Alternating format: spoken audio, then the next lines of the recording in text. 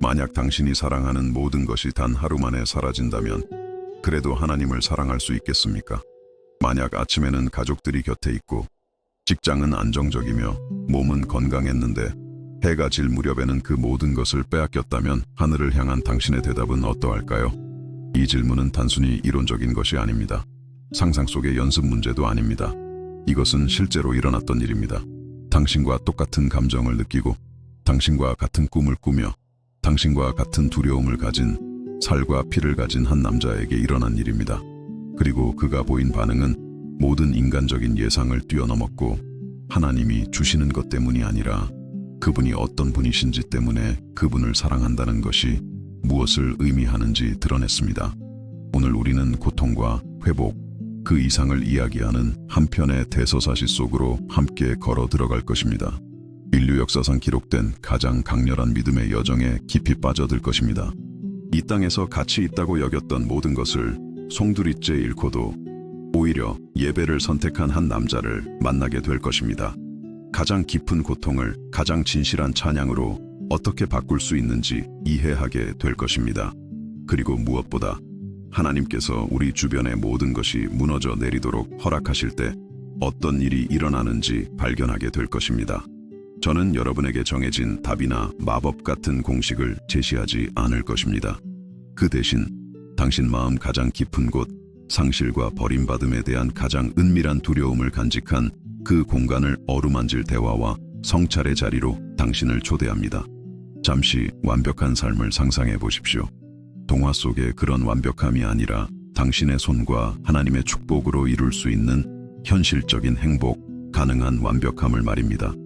매일 아침 가족들이 안전하고 필요한 모든 것이 채워져 있으며 수년에 걸쳐 견고한 무언가를 쌓아 올렸다는 사실을 알며 잠에서 깨는 것을 상상해 보십시오.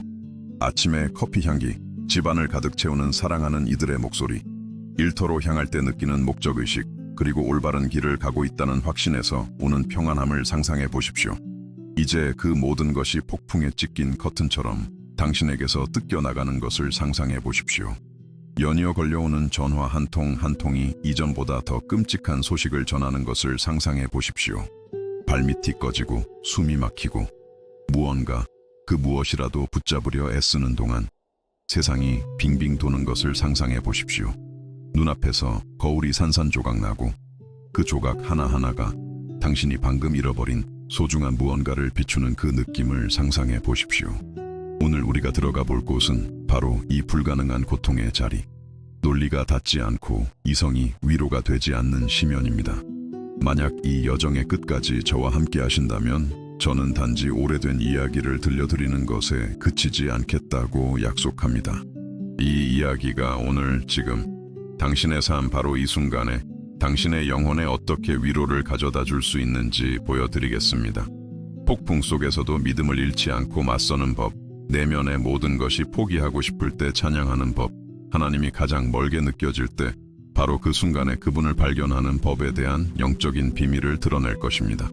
그리고 무엇보다 당신이 지금 겪고 있거나 이미 겪었거나 혹은 앞으로 겪게 될지도 모르는 고통이 이야기의 끝이 아니라는 것을 보여드리겠습니다. 고통의 저편에는 희망이 있습니다. 잿더미 너머에는 회복이 있습니다. 전혀 의미 없어 보이는 시련 속에도 하나님의 숭고한 목적이 있습니다. 이 이야기의 주인공을 만나면서 시작해 봅시다. 그의 이름은 욥이었습니다. 짧고 단순하며 발음하기 쉬운 이름입니다. 하지만 그 이름 뒤에는 비범한 한 남자가 있었습니다. 그는 흠없는 로봇처럼 완벽한 사람은 아니었지만 온전한 사람이었습니다. 이것이 무엇을 의미하는지 아십니까? 그가 온전하고 완전하며 진실했다는 뜻입니다. 겉으로 보이는 모습이 곧 그의 내면이었습니다. 가면도 위선도 없었습니다. 그는 단지 주일이나 다른 신앙인들 앞에서만 하나님을 경외하는 척하는 것이 아니라 삶의 모든 순간 진심으로 하나님을 두려워했습니다. 그리고 그 이상으로 그는 악에서 떠난 사람이었습니다. 악이 문을 두드리기를 기다렸다가 저항할지 결정하는 것이 아니라 그는 악으로부터 도망치고 멀어지며 다른 길 위에 자신의 삶을 세웠습니다. 욥에게는 아름다운 가정이 있었습니다. 아들 7과 딸 3, 10명의 자녀가 있었습니다. 가족 모임 때 그의 집 식탁을 상상해 보십시오. 대화 소리, 웃음소리, 미래에 대한 계획들로 가득했을 겁니다. 그는 광대한 토지와 엄청난 가축대, 충성스러운 종들을 가졌습니다. 하지만 이 모든 것은 부정직이나 착취의 결과가 아니었습니다. 그것은 성실한 노동과 지혜, 그리고 무엇보다 선에 헌신된 삶에 대한 하나님의 축복의 결과였습니다. 성경은 그가 동방 사람 중에 가장 훌륭한 자였다고 말합니다. 단지 부유함에서만이 아니라 명성, 인격, 영향력에 있어서도 그러했습니다. 욥이 말하면 사람들은 귀를 기울였습니다. 욥에게 도움이 필요하면 사람들은 도왔습니다. 욥이 지나가면 사람들은 존경을 표했습니다. 하지만 욥의 삶에서 제 마음을 가장 끄는 것은 그가 가진 것이 아니라 그가 가진 것으로 무엇을 했느냐는 것입니다. 그의 자녀들이 잔치를 벌일 때마다, 그리고 그들은 젊고 부유했기에 잔치를 자주 벌였습니다. 욥은 새벽에 일어나 그들 각자를 위해 번제를 드렸습니다. 그는 기도하고 중보하며 예방적인 기도로 자녀들을 덮었습니다. 왜냐하면 그의 마음속에는 자녀들이 하나님에게서 멀어지는 것을 보고 싶지 않은 아버지의 거룩한 두려움과 염려가 있었기 때문입니다. 이 모습은 강력합니다.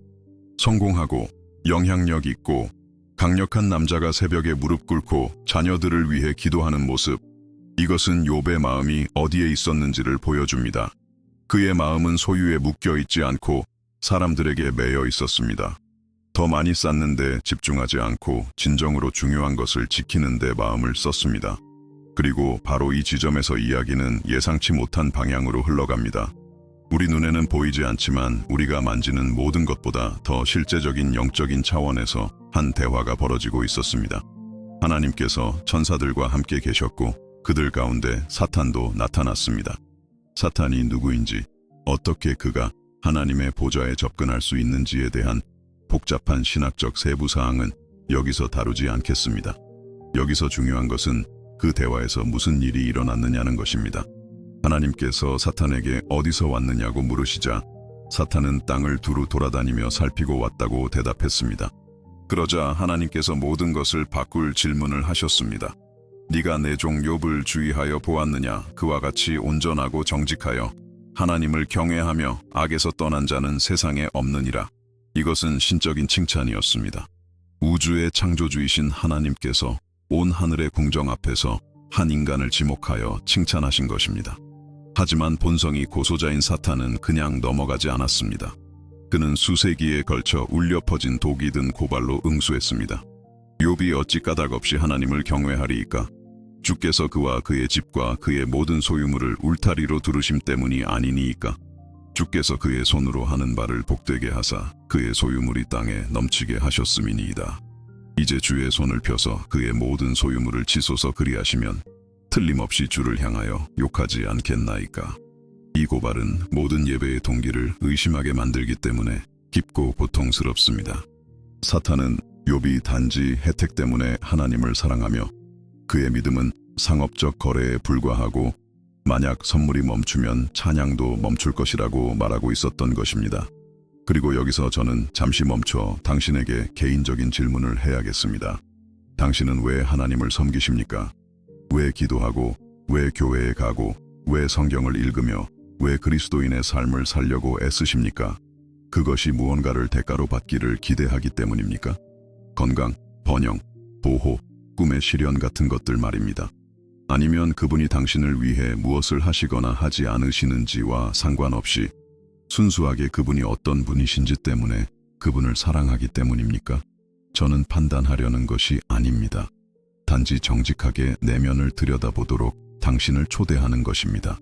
그리고 하나님께서는 오늘날까지도 신학자들 사이에 열띤 논쟁을 일으키고 고통받는 이들의 마음에 깊은 의문을 남기는 일을 하셨습니다. 그는 사탄이 욥이 가진 모든 것을 건드리도록 허락하셨습니다. 단 하나의 조건이 있었습니다. 욥 자신, 그의 생명에는 손댈 수 없다는 것이었습니다. 마치 하나님께서 이렇게 말씀하시는 것 같았습니다. 좋다. 너는 그의 믿음이 피상적이라고 생각하는구나. 어디 한번 보자. 모든 것을 빼앗아가되 그의 몸에는 손대지 말아라. 그리고 여기서 우리는 종종 놓치는 하나님에 대한 중요한 사실을 이해해야 합니다. 하나님께서 허락하시는 것과 하나님께서 야기하시는 것은 다릅니다. 곧 닥칠 비극의 장본인은 하나님이 아니셨습니다. 하지만 그분은 허락하셨습니다.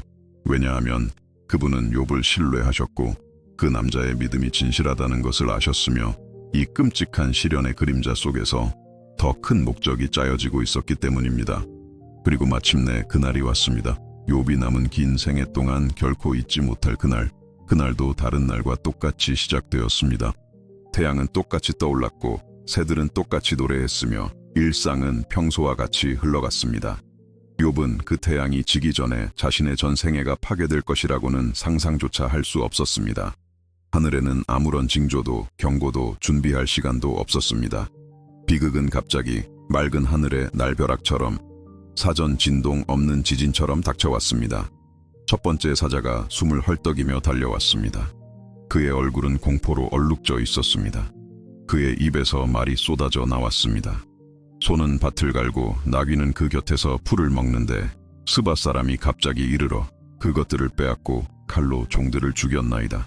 나만 홀로 피하였으므로 주인께 아뢰러 왔나이다.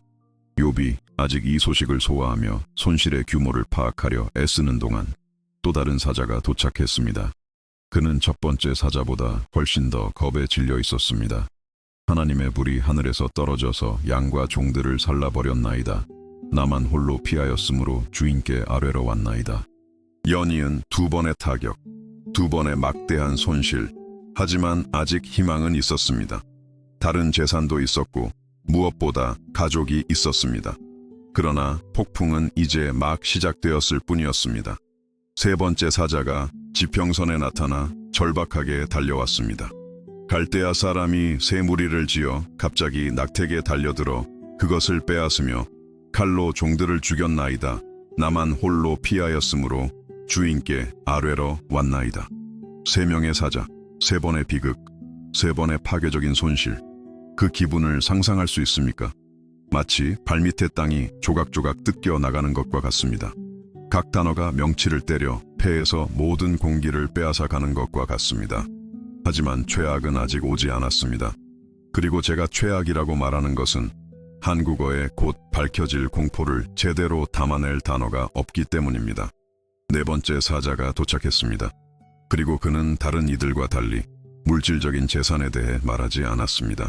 그는 모든 아버지, 모든 어머니의 영혼을 찢어놓는 소식을 가져왔습니다. 주인의 자녀들이 그들의 맏아들의 집에서 음식을 먹으며 포도주를 마시는데 거친 들에서 큰 바람이 와서 집 내 모퉁이를 치매 그 청년들 위에 무너짐으로 그들이 죽었나이다. 나만 홀로 피하였으므로 주인께 아뢰러 왔나이다. 잠시 멈춰서 이 정보가 스며들게 하십시오. 모두 죽었습니다. 10명의 자녀 모두가 한꺼번에, 한순간에.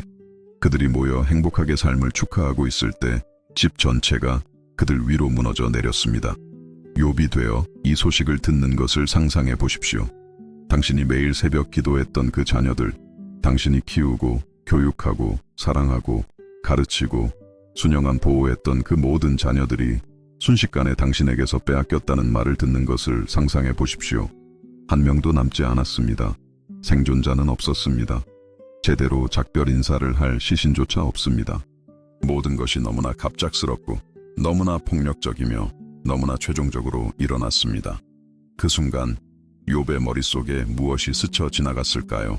분노, 반항, 절대적인 절망, 목이 피투성이가 될 때까지 소리치고 싶은 마음, 하나님께 따지고 설명을 요구하고 모든 믿음을 창밖으로 던져버리고 이 모든 것이 말이 안 된다고 선언하고 싶은 마음.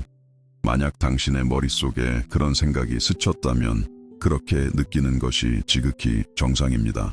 고통을 느끼고 불의한 고난 앞에서 의문을 품고 반항하는 것은 잘못된 것이 아닙니다. 욥은 당신과 같은 인간이었습니다. 그는 돌로 만들어지지 않았습니다. 고통을 느끼지 못하는 소의 심장을 가진 사람이 아니었습니다. 오히려 그는 모든 것을, 고통의 모든 무게를, 절망의 모든 방울을 느꼈습니다. 성경은 욥이 일어나 겉옷을 찢고 머리털을 밀었다고 기록합니다. 이것들은 그의 문화에서 깊은 애도의 표시였습니다. 그의 영혼을 찢고 있는 내적인 고통을 외적으로 표현하는 방식이었습니다. 그는 괜찮은 척하지 않았습니다. 그는 거짓된 영성의 가면을 쓰고 억지 미소를 지으며 괜찮아, 하나님은 다 뜻이 있으시겠지 라고 말하지 않았습니다. 아닙니다. 그는 자신의 고통을 드러냈고 애통했으며 울었습니다. 이것은 당신이 이해해야 할 중요한 부분입니다. 왜냐하면 때때로 교회는 영적인 것이란 고통을 느끼지 않고 항상 기뻐하며 결코 질문하지 않는 것이라고 가르치기 때문입니다. 하지만 욥은 우리에게 그 반대를 가르칩니다. 영적인 것은 당신이 느끼는 것에 대해 하나님께 정직한 것입니다. 그러나 고통을 표현하고 겉옷을 찢고 머리를 민 후에 욥은 모든 인간의 논리를 거스르는 행동을 했습니다. 그 순간 사탄의 입을 다물게 한 행동, 가장 큰 비극 속에서도 하나님께 영광을 돌린 행동. 성경은 그가 땅에 엎드려 예배했다고 말합니다. 그는 예배했습니다. 그의 인생 최악의 날, 가장 큰 고통의 순간, 모든 것을 빼앗겼을 때, 아무것도 이해되지 않을 때, 하나님을 저주했더라도 완전히 이해할 수 있었을 그때, 그는 예배하기를 선택했습니다. 그리고 그 순간 그의 입에서 나온 말은 영원히 기록되었습니다. 내가 모태에서 알몸으로 나왔사온즉 또한 알몸이 그리로 돌아가올지라 주시니도 여호와시오 거두시니도 여호와시오니 여호와의 이름이 찬송을 받으실지니이다. 이 선언의 깊이를 이해하십니까? 욥은 자신이 가졌던 모든 것, 자신이 쌓아 올린 모든 것, 그의 모든 자녀, 그의 모든 번영, 그 어느 것도 진정으로 자신의 것이 아니었다고 말하고 있는 것입니다. 모든 것은 빌린 것이었습니다. 모든 것은 하나님으로부터 왔습니다. 그리고 하나님께서 주셨다면 하나님께서는 가져가실 권리도 있으십니다. 이것은 하나님이 잔인하거나 불공평했다는 의미가 아닙니다. 욥이 자신의 생명을 포함한 모든 것에 대한 하나님의 절대적인 주권을 인정했다는 의미입니다. 그리고 그 앞에서도 하나님께서 그 비극을 허락하셨다는 것을 인정하면서도 그는 주님의 이름을 찬송하기로 선택했습니다. 그는 예배하기를 선택했습니다. 이제 저는 당신에게 매우 중요한 것을 물어야 합니다. 그리고 저와 당신 자신에게 완전히 정직해지기를 바랍니다. 만약 이런 일이 당신에게 일어났다면 당신의 반응은 어떠했을까요? 만약 단 하루 만에 당신에게 안정을 주는 모든 것, 기쁨을 주는 모든 것, 이 세상에서 가장 사랑하는 모든 사람을 잃는다면 당신은 예배할 수 있겠습니까? 주님의 이름을 찬송할 수 있겠습니까? 아니면 저주하고 반항하고 믿음을 버리고 이런 일을 허락하는 신은 예배받을 자격이 없다고 결정하겠습니까? 저는 당신이 어떻게 대답해야 한다고 생각하는지를 묻는 것이 아닙니다. 당신이 정직하게 어떻게 대답할 것인지를 묻는 것입니다. 왜냐하면 진실은 저를 포함한 우리 대부분은 어떻게 반응할지 확신할 수 없다는 것입니다. 화창한 날에 고백하는 믿음은 폭풍 우 치는 날에 사라질 수 있습니다. 모든 것이 순조로울 때 쉽게 나오는 찬양은 모든 것이 무너질 때 침묵할 수 있습니다. 그리고 바로 이것이 욥의 이야기가 오늘날 우리에게 그토록 중요한 이유입니다. 왜냐하면 이것은 단지 수천 년 전에 살았던 한 남자에 대한 이야기가 아니기 때문입니다. 이것은 당신과 저에 대한 이야기입니다. 우리의 믿음이 진정한 시험을 받을 때 어떻게 반응하는지에 대한 이야기입니다. 우리가 선물을 주시는 하나님을 사랑하는지 아니면 선물 그 자체보다 더 위대한 선물인 하나님 자신을 사랑하는지를 발견하는 것에 대한 이야기입니다. 진정한 예배는 순조로운 환경에 의존하지 않는다는 것을 배우는 것입니다. 진정한 예배는 주변에서 무슨 일이 일어나든 상관없이 하나님이 어떤 분이신지를 인정하는 마음에서 비롯됩니다. 하지만 이야기는 여기서 끝나지 않습니다. 만약 당신이 하루아침에 모든 재산과 모든 자녀를 잃는 것이 인간 고통의 한계라고 생각한다면 마음의 준비를 하십시오. 욥의 시련은 이제 막 시작되었을 뿐입니다. 사탄은 만족하지 않았습니다. 그는 욥이 하나님을 저주하지 않는 것을 보았고 그의 믿음이 굳건히 서 있는 것을 보고는 한 번 더 기회를 요청하기로 결정했습니다. 그는 다시 하나님 앞에 나아가 말했습니다. 가죽으로 가죽을 바꾸오니 사람이 그의 모든 소유물로 자기의 생명을 바꾸올지라. 이제 주의 손을 펴서 그의 뼈와 살을 치소서. 그리하시면 틀림없이 주를 향하여 욕하지 않겠나이까. 그리고 다시 한번 우리를 두렵게 하고 혼란스럽게 하는 방식으로 하나님은 허락하셨습니다.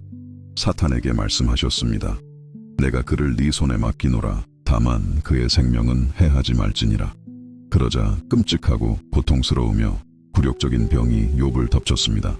그의 온몸이 발바닥에서 정수리까지 악성종기로 뒤덮였습니다. 참을 수 없는 가려움, 멈추지 않는 고통, 터지고 피 흘리는 피부를 상상해 보십시오. 욥은 잿더미 가운데 앉아 깨진 질그릇 조각으로 상처를 긁으며 끝없는 고통에서 조금이라도 위안을 찾으려 애쓰는 신세로 전락했습니다. 그는 모든 것을 잃었습니다.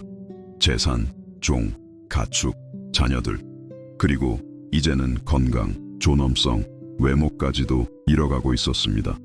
예전에 그를 존경했던 사람들은 이제 혐오감에 그를 멀리했습니다.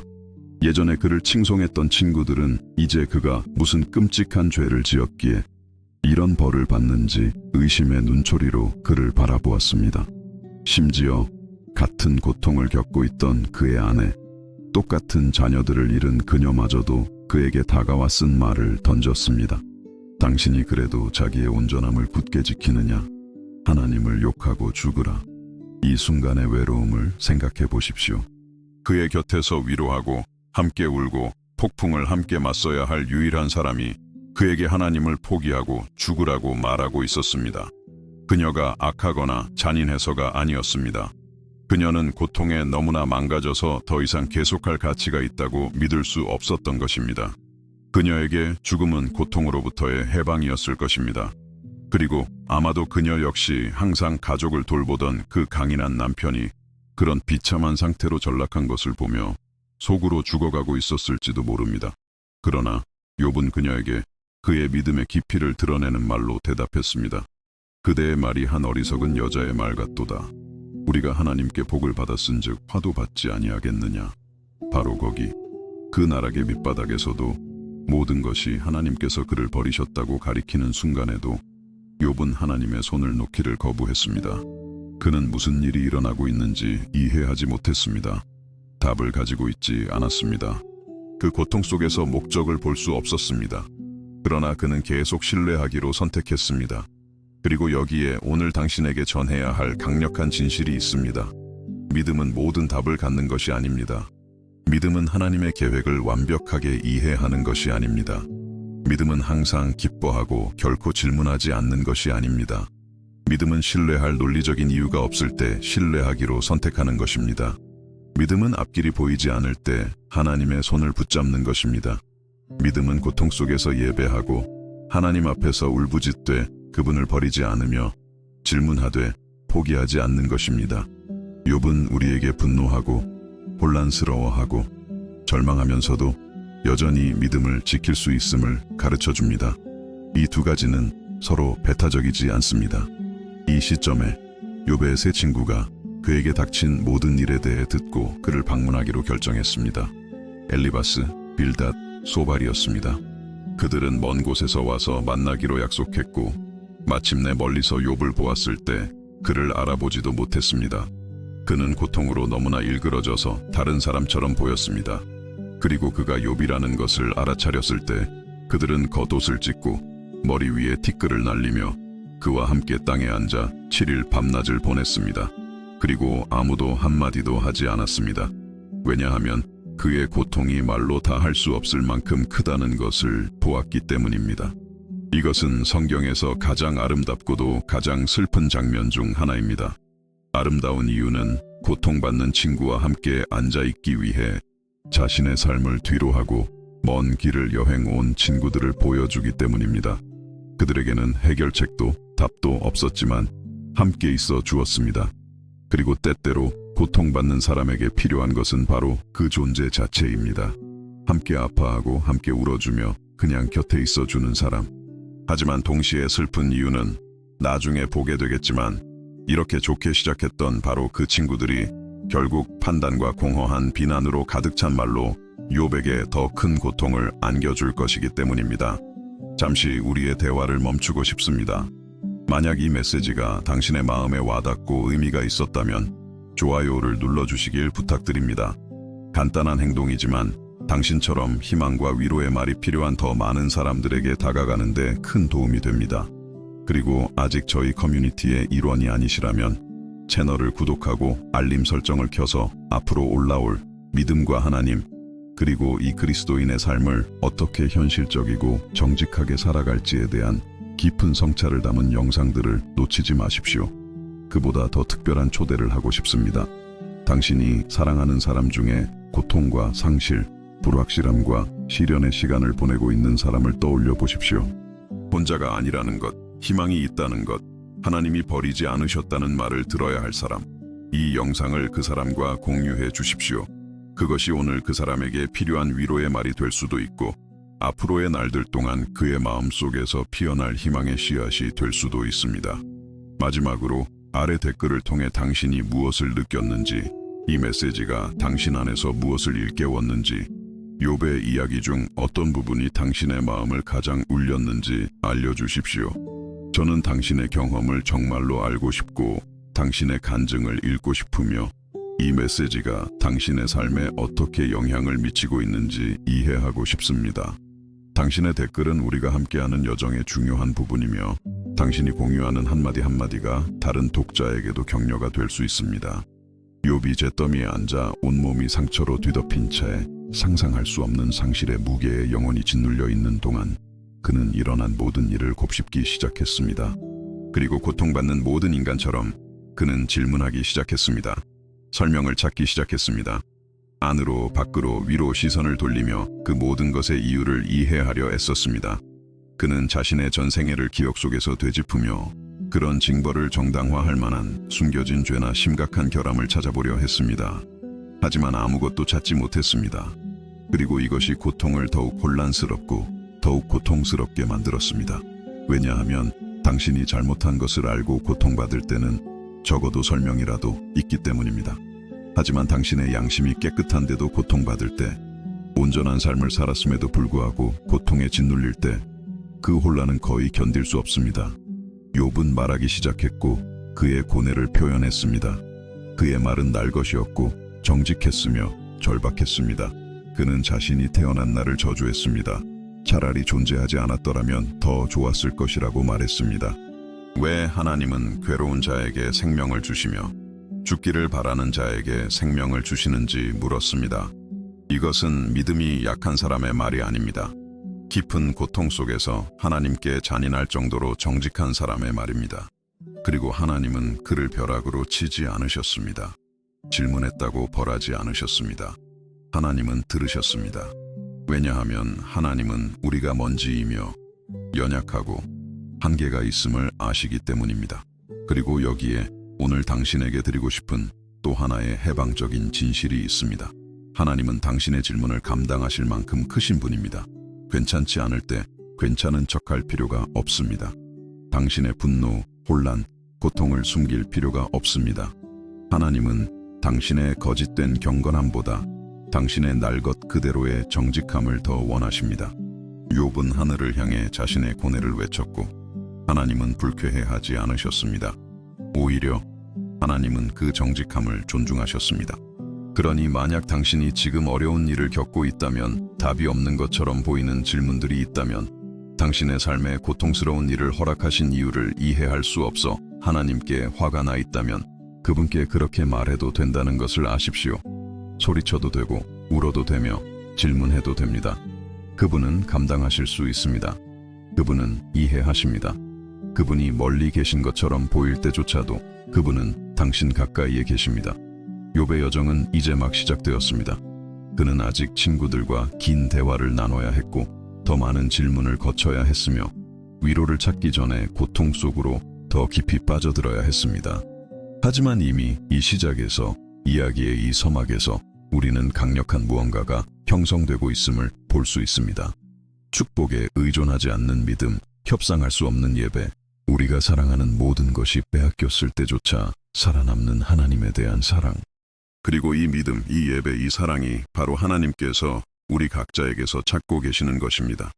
그 7일간의 침묵이 흐른 후 잿더미에 앉아 고통을 곱씹던 그 모든 시간 끝에 욥은 마침내 입을 열었습니다. 그리고 그가 말했을 때 흘러나온 단어들은 그의 영혼이 떨어진 시면의 깊이를 드러냈습니다. 그는 자신이 태어난 날을 저주했습니다. 사탄이 예측했던 것처럼 하나님을 저주한 것이 아니었습니다. 그러나 그는 자신이 세상에 온 날을 저주하며 그날이 결코 존재하지 않았기를, 그 밤이 잉태하지 못하는 밤이었기를, 출생의 소식이 결코 없었기를 바랐습니다. 그는 그 빛보다는 어둠을, 그 고통을 숨쉬어야 하느니 차라리 한 번도 숨쉬지 않았기를 바란다고 말했습니다. 이런 말들은 믿음이 수동적이고 조용한 수용과 동의어라고 기대하는 사람들에게 충격을 줄 수 있습니다. 하지만 진실은 욥은 우리 대부분이 감히 그러지 못할 만큼 더 현실적이고 더 인간적이며 더 정직했다는 것입니다. 그는 체면을 지키기 위해 괜찮은 척하지 않았습니다. 그는 눈물을 흘리면서도 모든 것이 통제해 있다고 웃으며 말하지 않았습니다. 그는 산산조각 났고 그것을 인정했습니다. 그리고 그 정직함에는 엄청난 자유가 있습니다. 왜냐하면 당신이 연기를 멈추고 마침내 당신이 망가졌다고 인정할 때, 바로 그때 진정한 치유가 시작될 수 있기 때문입니다. 그전에는 아닙니다. 당신은 그런 지점에 도달해 본 적이 있습니까?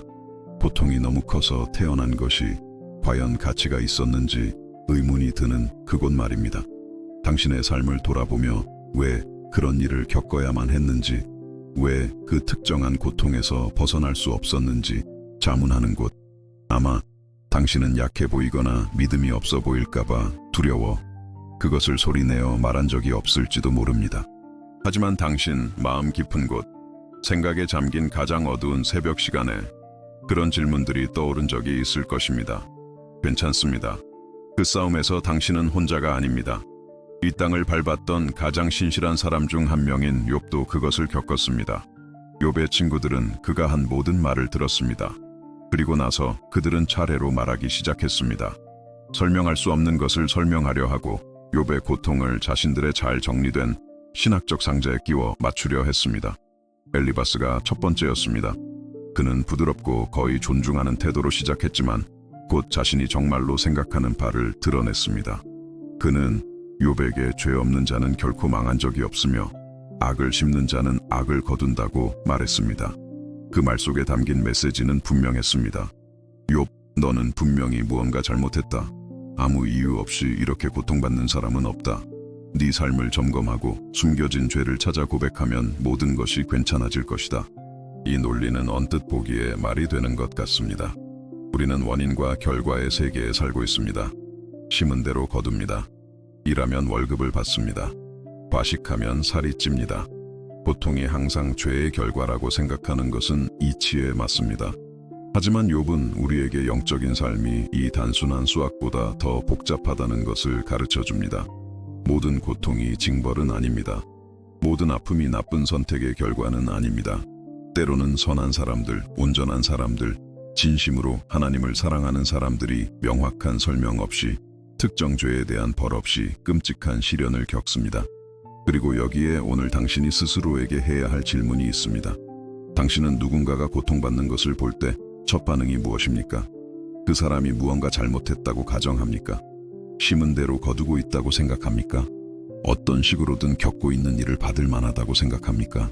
아니면 이 단순한 신학을 넘어 고통이 항상 쉬운 설명이 있는 것은 아닌 복잡한 미스터리임을 인식할 수 있습니까? 왜냐하면 당신이 이 질문에 어떻게 대답하느냐가 당신이 고통받는 사람의 삶에서 위로자가 될지 고소자가 될지를 결정하기 때문입니다. 빌닷이 다음으로 말했습니다. 그리고 그는 엘리바스보다 훨씬 더 가혹했습니다. 그는 하나님은 정의를 굽게 하지 않으시며 욥의 자녀들이 죽었다면 그것은 그들이 죄를 지었기 때문이고 욥 자신이 진심으로 하나님을 찾는다면 반드시 회복될 것이라고 말했습니다. 이 말들의 잔인함을 상상해 보십시오. 욥은 방금 비극적이고 갑작스럽게 10명의 자녀를 모두 잃었습니다. 그런데 이제 그의 친구는 그들이 죄 때문에 죽어 마땅했다고 말하고 있었습니다. 아버지에게 이보다 더 깊은 고통이 있을 수 있을까요? 슬픔을 짊어지는 것만으로는 부족해서 이제는 그의 자녀들이 신의 징벌을 받을 만한 죄인이었다는 비난까지 짊어져야 했습니다. 우리는 얼마나 자주 고통받는 사람들에게 이런 짓을 합니까? 얼마나 자주 하나님의 정의를 옹호한다는 명목으로 이미 피 흘리고 있는 사람의 상처에 소금을 뿌립니까? 얼마나 자주 우리의 잘짜인 신학이 치유하는 연고 대신 상처를 주는 무기가 됩니까? 진실은 욥의 친구들이 망가진 친구를 위로하는 것보다 하나님에 대한 자신들의 생각을 방어하는 데 더 관심이 있었다는 것입니다. 그들은 모든 것에 대한 준비된 답은 있었지만 동정심은 없었습니다. 신학적 지식은 있었지만 사랑은 없었습니다. 그리고 사랑 없는 지식은 소음일 뿐입니다. 상처를 주는 소음입니다. 소발이 그 뒤를 이었고 3명 중 가장 공격적이었습니다. 그는 하나님이 욥에게 너무 자비로우셨으며 그가 저지른 악행에 비해 더 많이 고통받아 마땅하다고 말했습니다. 그는 욥을 위선자라고 비난하고 아무것도 모르면서 말을 많이 하고 회개해야 할 때 하나님 앞에서 자신을 정당화하려 한다고 몰아세웠습니다. 세 친구 3번의 연설, 단지 울 어깨가 필요했던 한 남자의 심장에 박히는 3개의 칼. 그리고 욥은 대답했습니다. 맹목적인 분노가 아니라 파괴적인 정직함으로. 그는 친구들이 고통만 주는 위로자들이며 그들의 말은 바람일 뿐이고 만약 그들이 자신의 입장이었고 자신이 그들의 입장이었다면 진정으로 위로하는 법을 알았을 것이라고 말했습니다. 그는 자신을 판단하는 것을 멈춰달라고, 자신이 죄를 지었기 때문에 고통받는 것이 아님을 이해해달라고 간청했습니다. 그는 자신의 온전함을 알고 있었습니다. 그것은 교만이 아니라 깨끗한 양심이었습니다. 그리고 그 둘 사이에는 큰 차이가 있습니다. 그러다 욥은 오늘날까지도 그의 말을 읽는 모든 사람을 소름 돋게 하는 일을 했습니다. 그 모든 고통과 혼란, 어둠 속에서 그는 세기를 관통하여 오늘날 우리에게까지 이른 진리를 선포했습니다. 내가 알기에는 나의 대속자가 살아계시니 마침내 그가 땅 위에 서실 것이라. 내 가죽이 벗김을 당한 뒤에도 내가 육체 밖에서 하나님을 보리라. 방금 무슨 일이 일어났는지 이해하십니까?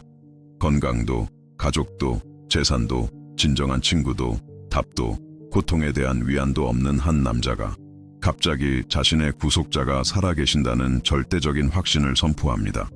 그는 구속자가 존재하길 바란다고 말하지 않았습니다. 아마 희망이 있을 거야 라고 말하지 않았습니다. 그는 내가 안다고 말했습니다. 확고한 지식, 흔들리지 않는 확신. 인간이 있을 수 있는 가장 어두운 곳에서 욥은 빛을 발견했습니다. 그리고 그 빛에는 이름이 있었습니다. 구속자. 와서 모든 것을 회복시켜 줄 분, 살아계신 분. 모든 것의 마지막에 땅 위에 서서 정의와 구원을 가져다 주실 분. 욥은 그 순간 자신이 예수 그리스도에 대해 예언하고 있다는 것을 알 수 없었습니다. 수천 년 후 구속자가 실제로 와서 살고 죽고 부활하여 고통받는 모든 이에게 구원을 가져다 줄 것이라는 것을 이해할 수 없었습니다. 하지만 어떤 식으로든 그의 영혼 깊은 곳에서 그는 알고 있었습니다. 희망을 가질 논리적인 이유가 없을 때 그는 희망을 가졌습니다. 그러면 당신은 어떻습니까? 당신 주변의 모든 것이 무너질 때, 당신이 신뢰했던 사람들이 당신을 실망시킬 때, 답은 오지 않고 고통은 사라지지 않을 때 당신은 여전히 나의 구속자가 살아계심을 내가 아나이다 라고 말할 수 있습니까? 삶의 모든 바람이 그 불꽃을 끄려고 할 때 당신은 그 희망의 불꽃을 계속 타오르게 할 수 있습니까? 왜냐하면 모든 것이 잘 될 때 믿음을 갖기는 쉽기 때문입니다. 축복이 하늘에서 쏟아질 때 찬양하기는 쉽습니다. 하지만 모든 것이 하나님이 당신을 버렸다고 가리킬 때 믿음을 유지하는 것, 주변이 온통 어둠일 때 희망을 유지하는 것, 그것이 진정한 믿음입니다. 그것이 편의상의 예배자와 진정한 예배자를 구분하는 것입니다. 욥과 그의 친구들 사이의 대화는 여러 장에 걸쳐 계속되었습니다. 그들은 같은 비난을 반복했고 욥은 자신의 방어를 반복했습니다. 그것은 고통스럽고 지치는 순환이었습니다.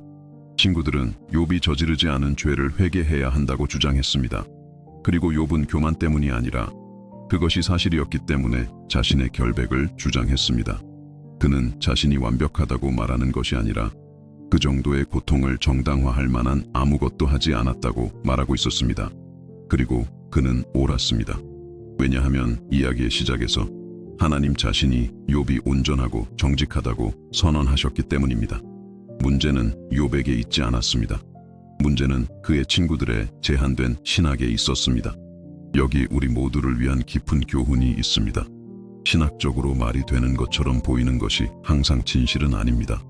우리의 잘 정리된 교리가 항상 하나님의 현실의 복잡성을 포착하는 것은 아닙니다. 때때로 하나님은 우리의 논리에 도전하고 우리의 공식을 깨뜨리며 우리의 상자를 폭발시키는 방식으로 일하십니다. 그리고 그럴 때 우리에게는 두 가지 선택이 있습니다.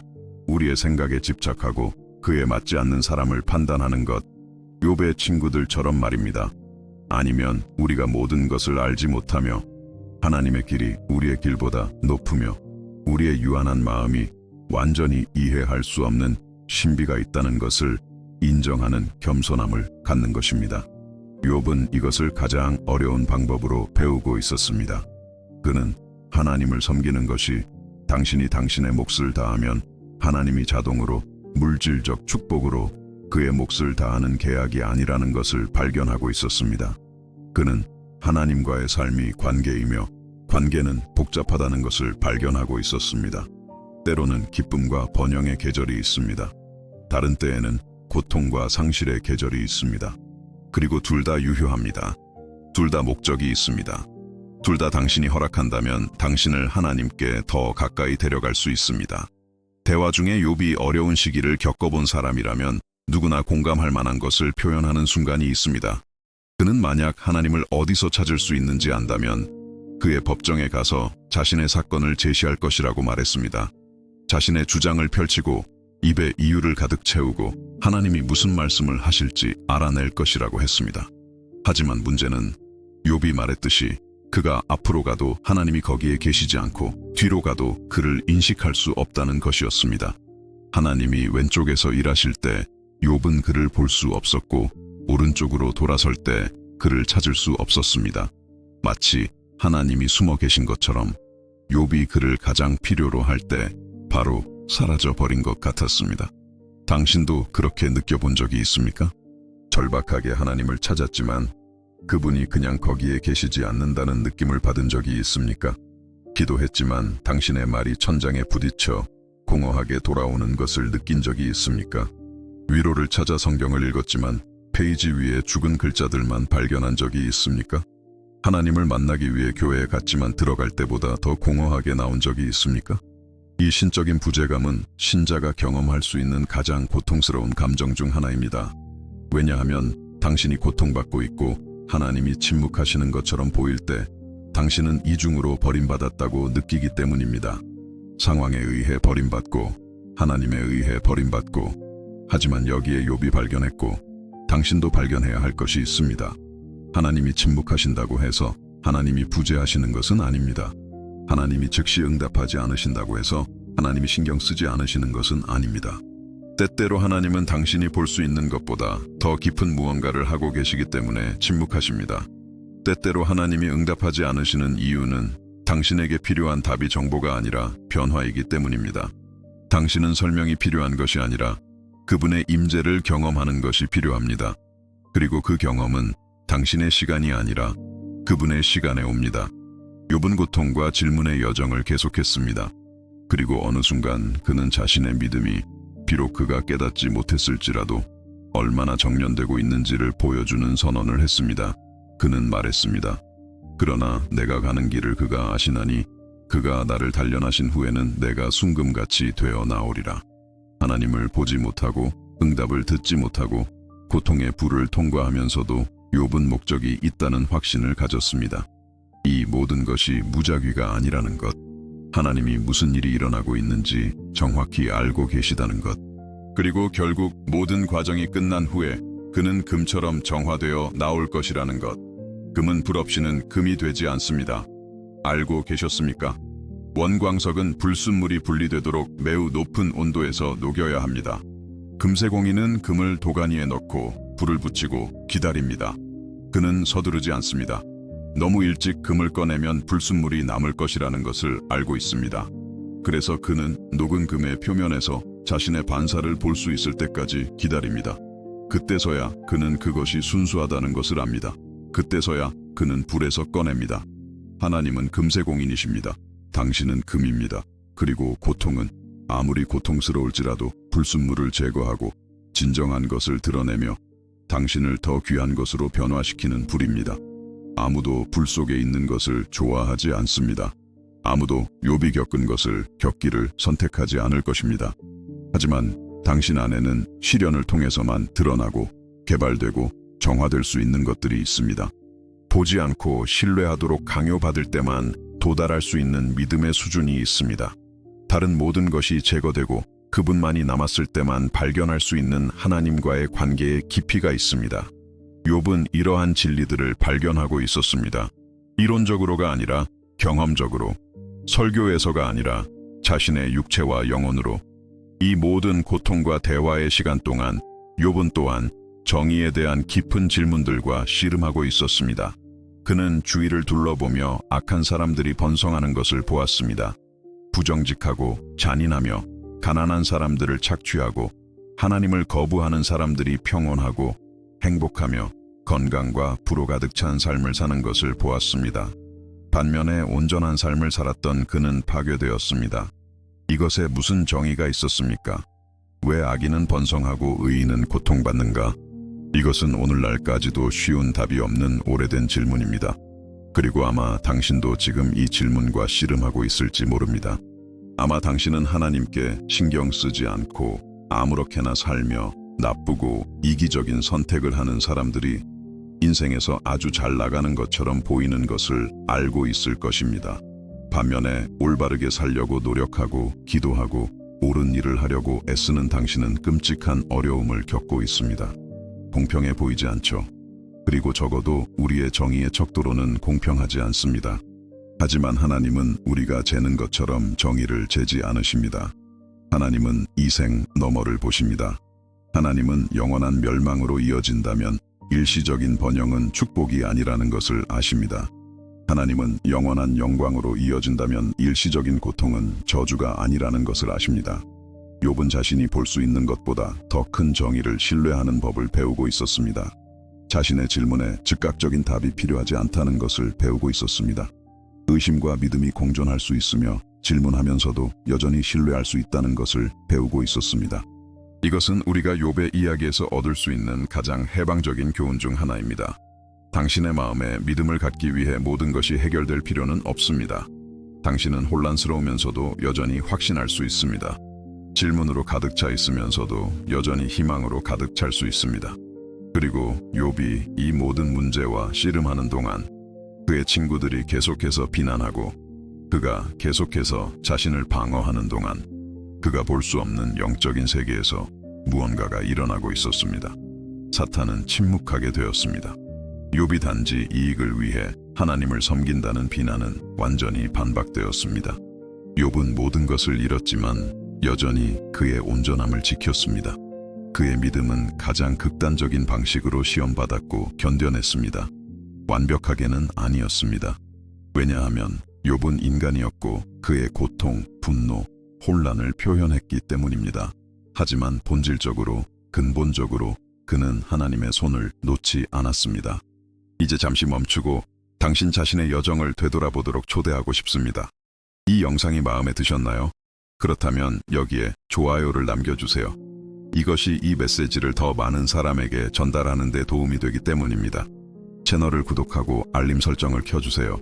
그리고 지금 어려운 시련을 겪고 있는 누군가와 공유해주세요. 지금까지 당신에게 가장 감동을 준 것이 무엇인지 댓글로 남겨주세요. 이 모든 일이 일어나는 동안 지켜보며 말할 준비를 하고 있는 또 다른 사람이 있었습니다. 엘리후라는 젊은이였습니다. 그는 연장자들을 존중했기 때문에 모든 대화 동안 침묵을 지켰습니다. 하지만 더 이상 침묵할 수 없는 지점에 이르렀습니다. 그는 분노했습니다. 욥이 하나님을 정당화하는 대신 자신을 정당화했기 때문에 분노했습니다. 세 친구가 진정한 위로나 지혜를 제공하지 않고 욥을 정죄했기 때문에 분노했습니다. 그래서 엘리후가 말하기 시작했습니다. 엘리후의 연설은 다른 세 친구와 다릅니다. 그는 약간 다른 관점을 제시했습니다. 그는 다른 사람들처럼 욥을 비밀스러운 죄로 비난하지 않았습니다.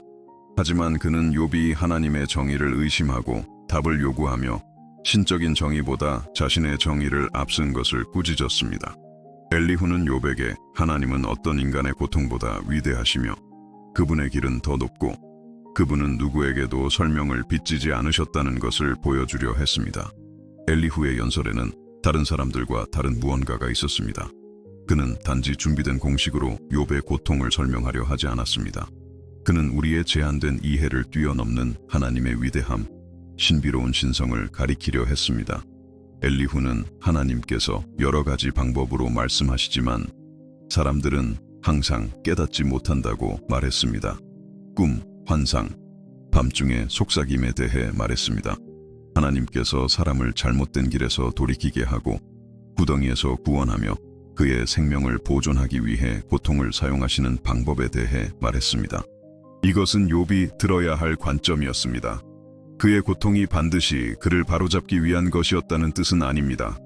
왜냐하면 우리는 이미 욥이 온전했다는 것을 알기 때문입니다. 하지만 엘리후는 때때로 하나님께서 우리를 변화시키고 빚으시며 안락함 속에서는 결코 도달할 수 없는 영적인 곳으로 우리를 이끌기 위해 고통을 사용하신다는 것을 보여주고 있었습니다. 마치 치과에 가는 것과 같습니다. 아무도 좋아하지 않습니다. 아픕니다. 불편합니다. 다른 어디에라도 있고 싶을 것입니다. 하지만 지금 그 치아를 치료하지 않으면 미래의 고통이 훨씬 더 심해질 것이라는 것을 알고 있습니다. 때때로 하나님은 우리를 미래의 파멸에서 구하기 위해 현재의 고통을 허락하십니다. 하지만 이보다 균형 잡힌 관점에도 불구하고 욥은 여전히 실질적인 답이 없었습니다. 여전히 잿더미에 앉아 온몸이 상처로 뒤덮여 있었습니다. 여전히 그의 자녀, 재산, 건강 없이 지냈습니다. 엘리후의 말은 철학적으로 흥미로웠지만 그의 상처를 치유하지는 못했습니다. 그의 자녀들을 되돌려주지는 못했습니다. 선한 하나님이 왜 선한 사람이 그토록 고통받도록 허락하셨는지 설명하지 못했습니다. 그리고 바로 이 지점, 모든 인간의 목소리가 이미 말했고 모든 주장이 이미 제시되었으며 욥이 그 어느 때보다 길을 잃고 혼란스러워할 때 놀라운 일이 일어났습니다. 하나님께서 말씀하셨습니다. 친구를 통해서가 아니었습니다. 선지자를 통해서도 아니었습니다. 환상이나 꿈을 통해서도 아니었습니다. 하나님께서 욥에게 직접 말씀하셨습니다. 그리고 그분이 말씀하신 방식은 압도적이었습니다. 성경은 하나님께서 폭풍, 회오리 바람 속에서 욥에게 응답하셨다고 말합니다. 그 장면을 상상해 보십시오. 욥은 거기 앉아 망가지고 파괴되고 모든 것을 의심하고 있었습니다. 그리고 갑자기 하늘이 어두워지고 바람이 거세게 불기 시작하며 땅이 흔들리고 이 자연의 현현 속에서 우주의 창조주의 목소리가 들려옵니다. 하지만 여기에 이 이야기를 읽는 대부분의 사람들을 놀라게 하는 것이 있습니다. 하나님은 욥의 질문에 단 하나도 대답하지 않으셨습니다. 단 하나도. 욥은 왜 고통받고 있는지 알고 싶었습니다.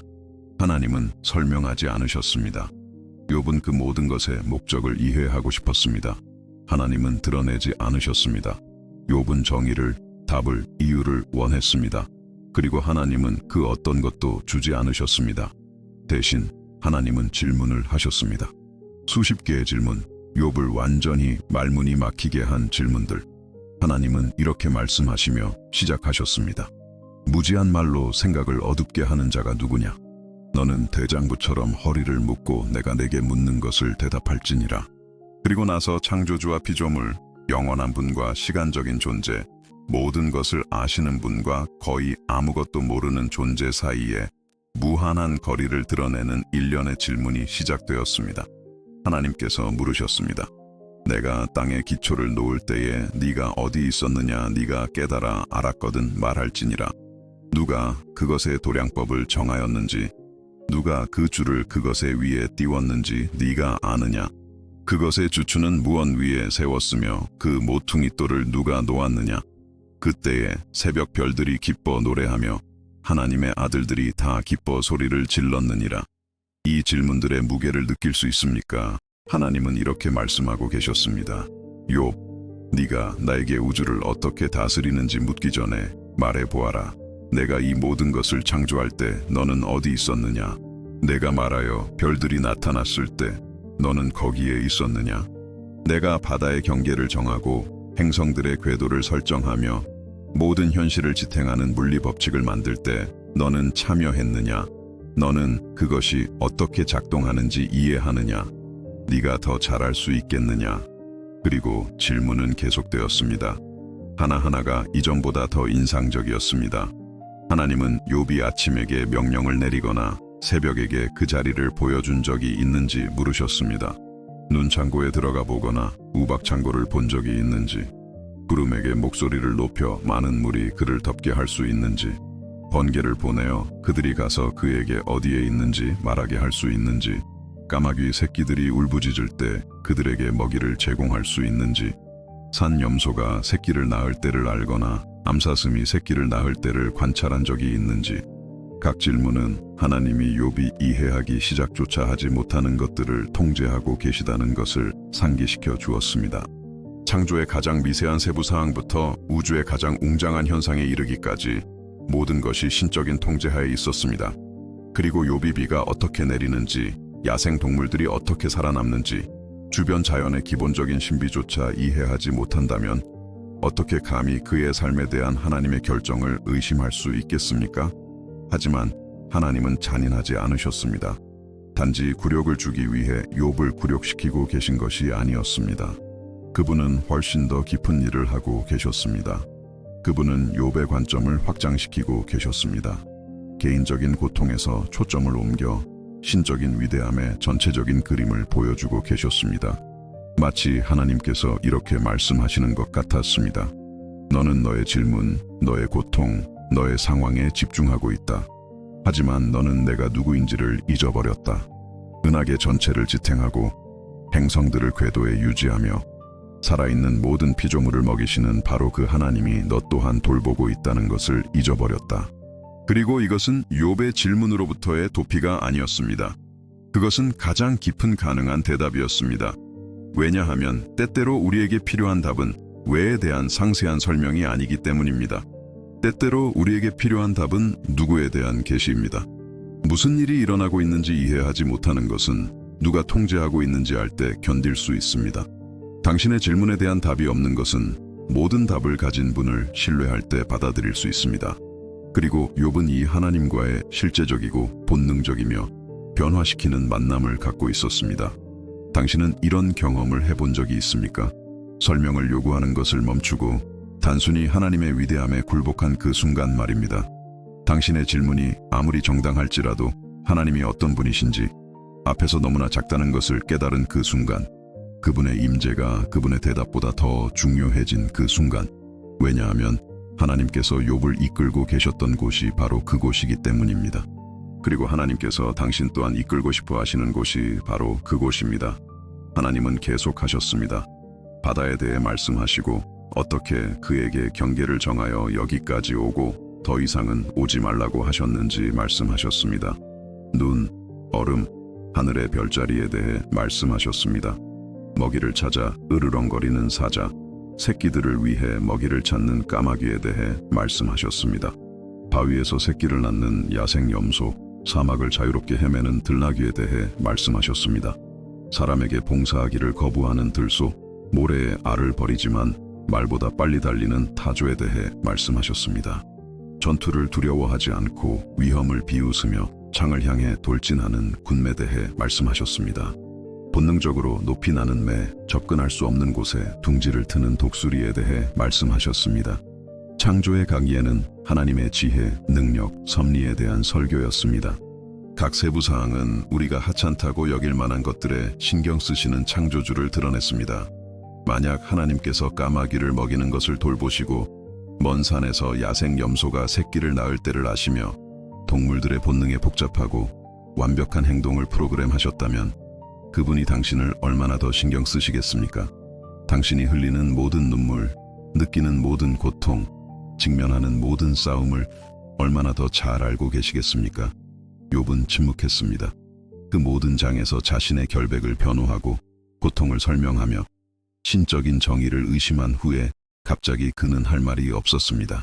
그리고 하나님께서 전능자와 다투는 자가 그를 꾸짖겠느냐? 하나님을 비난하는 자는 대답할지니라 라고 물으셨을 때 욥은 단지 이렇게 말할 수밖에 없었습니다.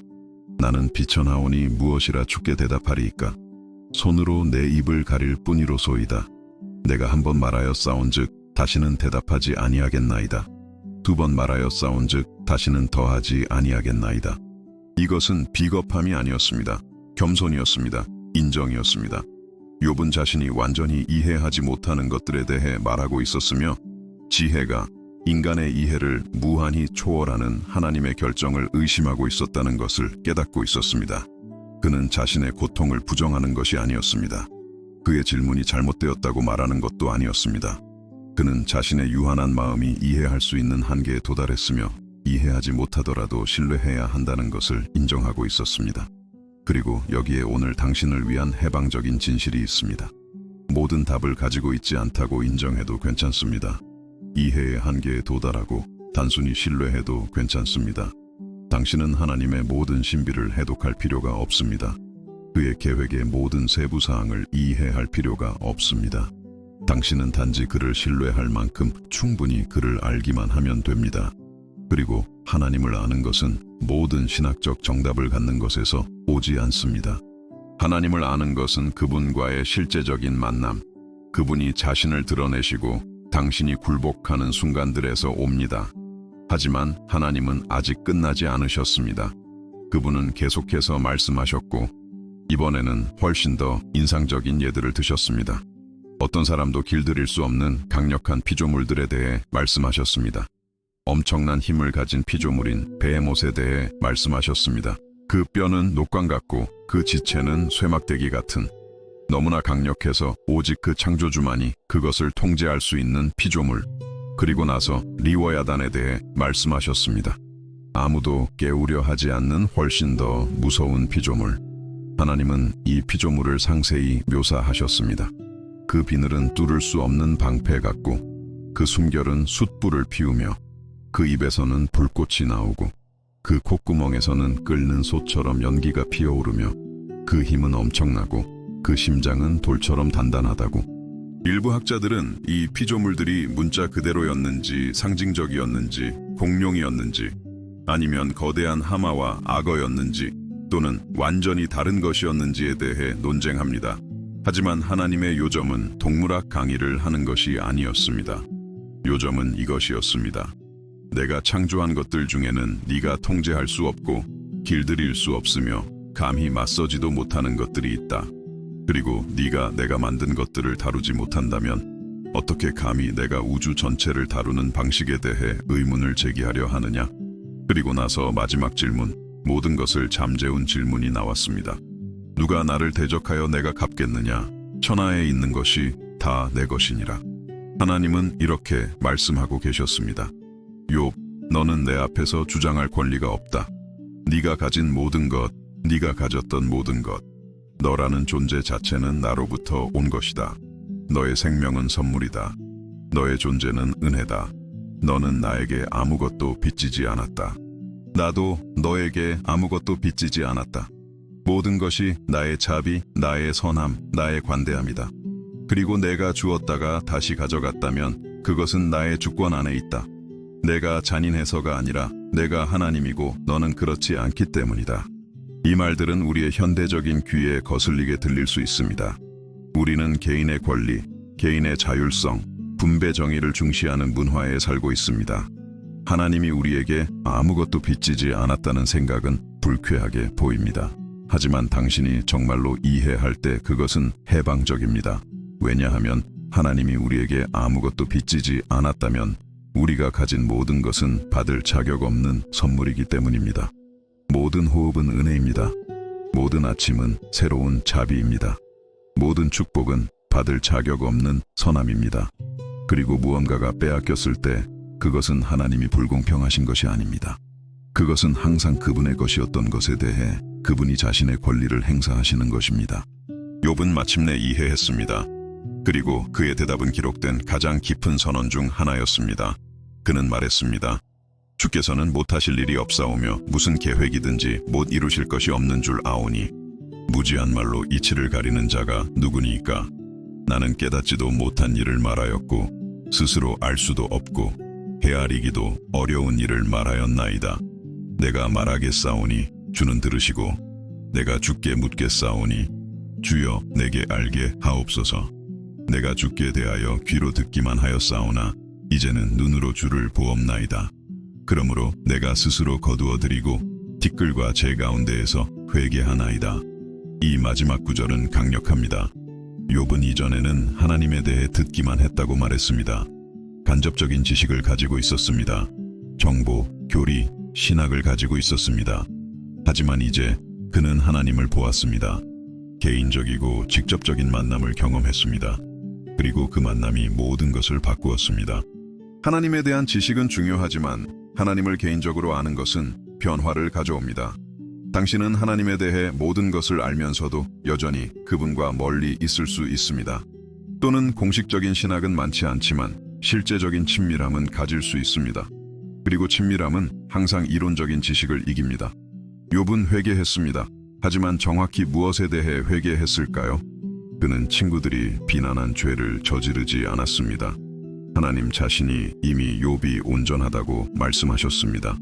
그렇다면 욥은 무엇을 회개하고 있었을까요? 그는 자신이 이해하지 못하는 것들에 대해 말한 것을 회개하고 있었습니다. 하나님의 지혜를 의심한 것을, 비록 무의식적으로였을지라도 신적인 정의보다 자신의 정의를 앞세운 것을, 하나님이 자신에게 설명을 빚진 것처럼 답을 요구한 것을, 이 질문들이 반드시 죄였기 때문이 아니라 이제 하나님이 진정으로 어떤 분이신지를 본 후에 욥은 자신의 관점이 얼마나 작았는지를 깨달았기 때문입니다. 그러면 당신은 어떻습니까? 당신에게 필요한 답이 정보가 아니라 변화라는 것을 깨닫지 못한 채 얼마나 자주 당신의 질문에 갇혀 있었습니까? 당신이 정말로 필요했던 것이 그분의 임재를 경험하는 것이었을 때 얼마나 자주 하나님께 그분의 길을 설명하라고 요구했습니까? 당신이 왜에 너무 집중해서 누구를 놓친 적이 얼마나 많습니까? 하나님은 항상 그분이 하시는 일을 설명하지 않으십니다. 하지만 그분은 보기를 원하는 사람에게 항상 자신이 누구인지를 드러내십니다. 욥과 하나님의 만남은 모든 것을 바꾸었습니다. 그의 상황은 아직 바뀌지 않았습니다. 그는 여전히 잿더미에 앉아 온몸이 상처로 뒤덮여 있었습니다. 하지만 그의 마음이 바뀌었습니다. 그의 관점이 바뀌었습니다. 하나님과의 관계가 바뀌었습니다. 이전에는 욥이 하나님을 섬기고 축복을 받았습니다. 이제 욥은 하나님을 깊고 친밀하며 개인적으로 알게 되었습니다. 이전에는 욥이 종교를 가졌습니다. 이제 욥은 관계를 가졌습니다. 그리고 그 차이가 전부입니다. 많은 사람들이 평생 교회에 다니고 성경을 읽고 기도하고 봉사하지만 결코 진정으로 하나님을 만나지 못합니다. 그들은 그분에 대해 알지만 그분을 알지는 못합니다. 정보를 가지고 있지만 친밀함은 없습니다. 그리고 시련이 닥치고 고통이 찾아올 때 그 피상적인 믿음은 무너집니다. 왜냐하면 축복에 기반한 믿음은 축복이 끝날 때 끝나기 때문입니다. 하지만 하나님이 어떤 분이신지에 기반한 믿음은 어떤 폭풍에도 살아남습니다.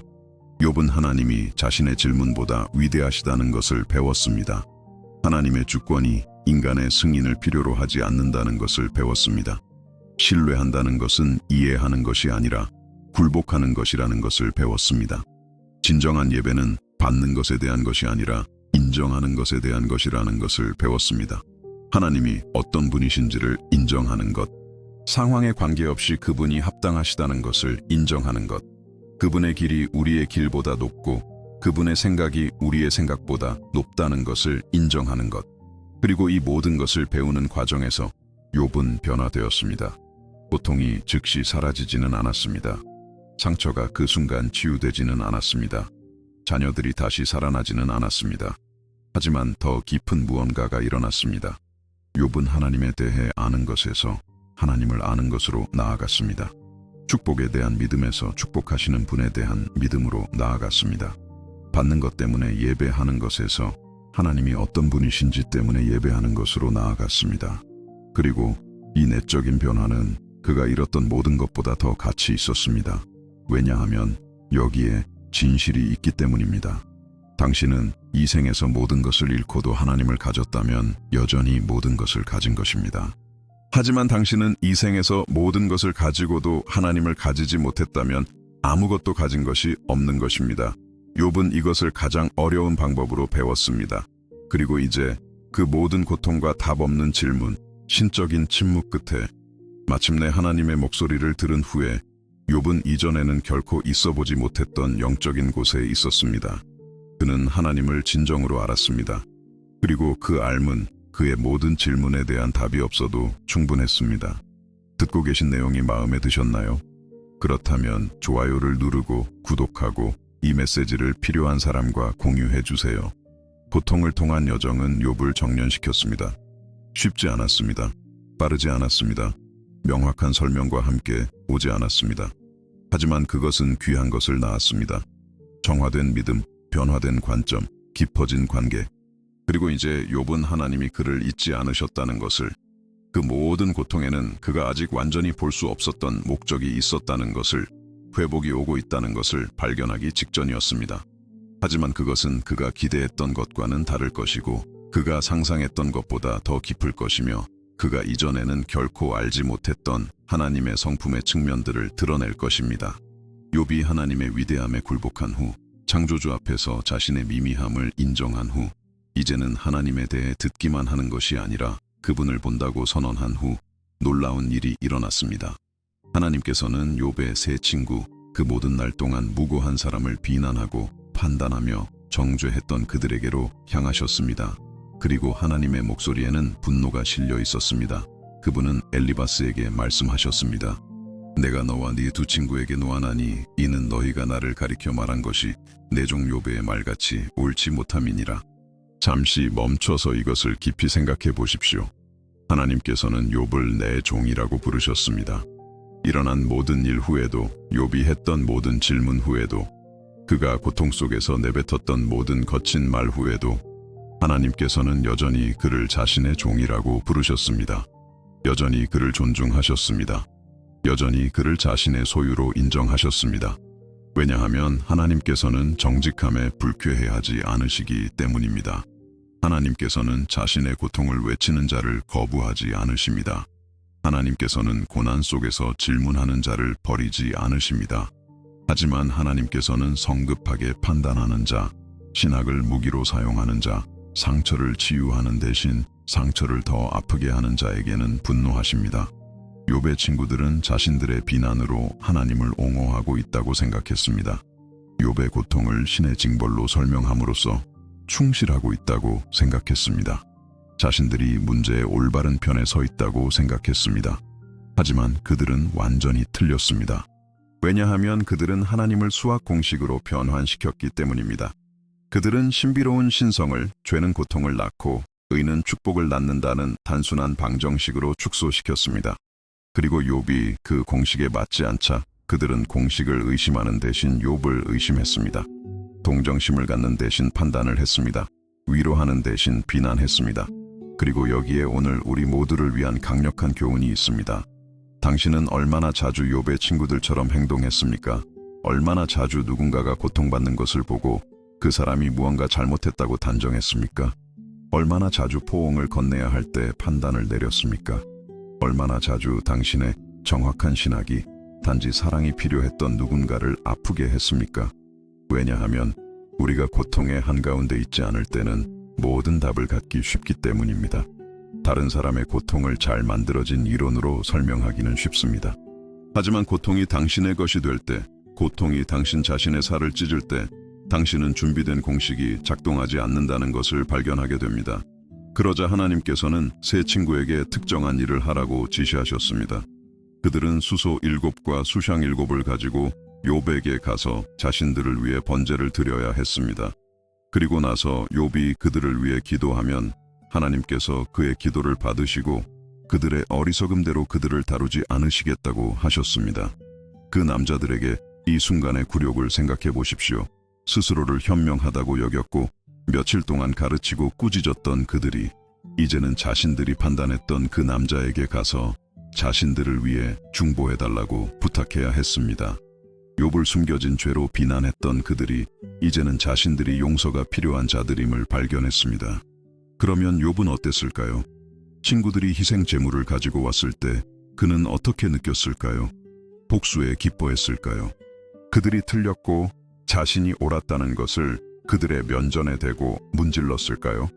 그들이 자신을 굴욕시켰던 것처럼 그들을 굴욕시켰을까요? 성경은 단 한마디의 보복도 기록하지 않습니다. 욥은 단지 그들을 위해 기도했습니다. 그들이 한 모든 일 후에도, 모든 부당한 비난 후에도, 그의 상처에 뿌린 모든 소금 후에도 욥은 기도했습니다. 그는 자신을 상처 입힌 친구들을 위해 중보했습니다. 그리고 바로 그 순간 욥이 친구들을 위해 기도하고 있을 때 회복이 시작되었습니다.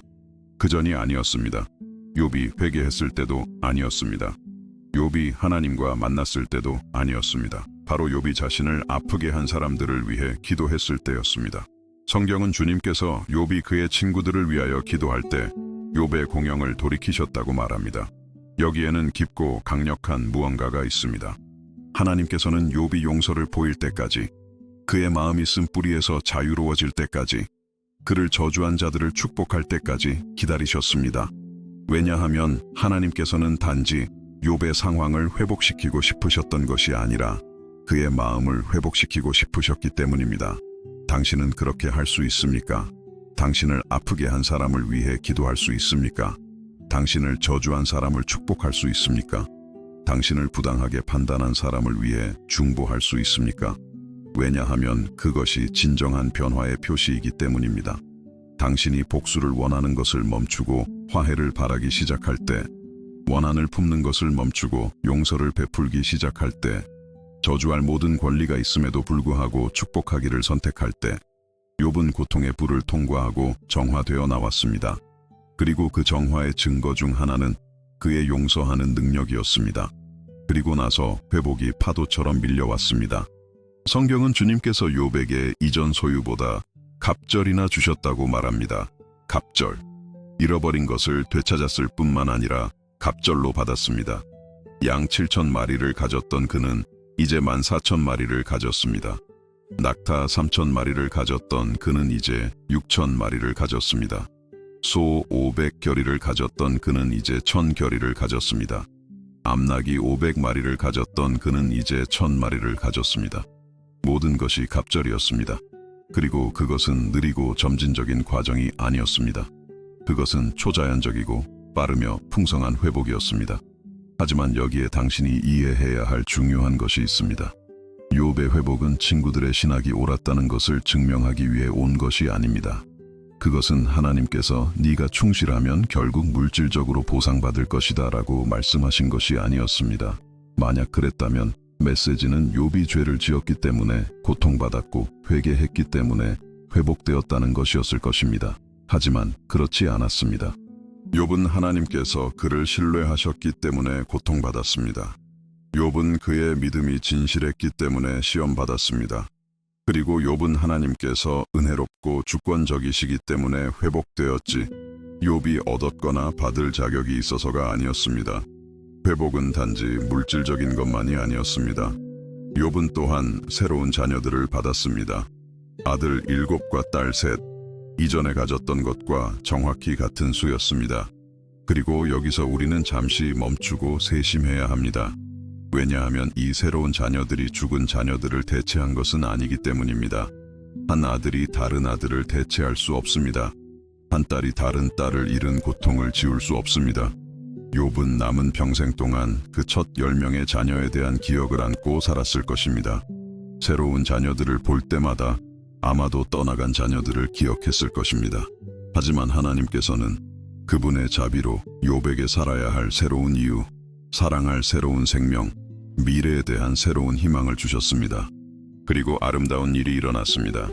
성경은 온 땅에 욥의 딸들처럼 아리따운 여자가 없었다고 특별히 언급합니다.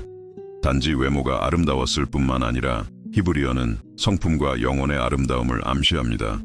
그리고 욥은 그 시대에 혁명적인 일을 했습니다. 그는 아들들과 함께 딸들에게도 유산을 주었습니다. 이것은 그 문화에서 완전히 전례가 없는 일이었습니다. 여성은 상속받지 못했습니다. 하지만 욥은 그 전통을 깼습니다. 아마도 고통이 그를 불의에 더 민감하게 만들었기 때문일 것입니다. 아마도 첫 딸들을 잃은 것이 새로운 딸들을 더 소중히 여기게 만들었기 때문일 것입니다. 아마도 진정으로 하나님을 만난 것이 그를 사회가 가치를 두지 않는 곳에서 가치를 보는 사람으로 변화시켰기 때문일 것입니다. 욥의 모든 형제와 자매들이 그를 방문하러 왔습니다. 이전에 그를 알던 모든 사람들이 그에게 왔습니다. 그리고 그들은 큰 잔치를 벌였습니다. 함께 먹고 함께 축하했습니다. 그리고 각 사람이 선물을 가져왔습니다. 모두 그에게 은 한 조각과 금고리 하나씩을 주었습니다. 그것은 연대 공동체의 회복, 그가 겪은 일을 받을 만하지 않았다는 인정의 표시였습니다. 고통 중에 아마도 멀어졌을 그 사람들, 아마도 다가서기를 두려워했을 그 사람들이 이제 돌아왔습니다. 왜냐하면 종종 그렇게 작동하기 때문입니다. 고통 속에서 당신은 누가 진정으로 신경 쓰는지 발견합니다.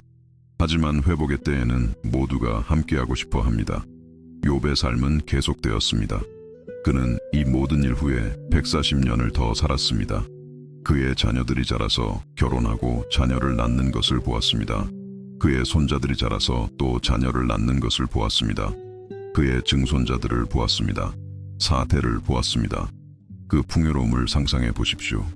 당신의 믿음의 결과가 여러 세대에 걸쳐 울려 퍼지는 것을 볼 만큼 축복받는 것을 상상해 보십시오. 인생의 끝에서 뒤를 돌아보며 그 고통의 시기가 아무리 끔찍했을지라도 당신의 이야기를 정의하지 않았다는 것을 보는 것을 상상해 보십시오. 그것은 충실함과 회복의 더 큰 이야기 속에 단지 힘든 한 장이었을 뿐입니다. 그리고 성경은 욥이 늙어 나이가 차서 죽었다고 말하며 끝납니다. 나이가 차서, 이것은 단지 오래 살았다는 의미가 아니라 충만하게 살았다는 의미입니다. 하나님께서 그에게 주신 모든 날을 누렸다는 것, 그의 삶의 의미와 목적, 가치가 있었다는 것, 그가 단지 살아남은 것이 아니라 번성했다는 것, 끝이 시작보다 더 좋았다는 것, 단지 물질적인 재산에서만이 아니라 영적인 깊이, 지혜, 하나님에 대한 알매에 있어서도 그러했습니다. 이제 당신이 스스로에게 답해야 할 질문이 나옵니다. 이 이야기가 오늘 당신에게 무엇을 의미합니까? 왜냐하면 욥의 이야기는 단지 고대인의 극심한 고통으로 우리에게 감명을 주기 위해 성경에 있는 것이 아니기 때문입니다. 그것은 우리에게 하나님, 믿음, 고통, 회복에 대한 영원한 진리를 가르치기 위해 거기에 있습니다. 그것은 우리가 우리 자신의 고통의 여정 한가운데 있을 때 우리에게 희망을 주기 위해 거기에 있습니다. 만약 당신이 지금 고통받고 있다면 욥의 이야기는 당신의 고통이 하나님의 버림이 아니라고 말해줍니다. 그 반대일 수 있습니다.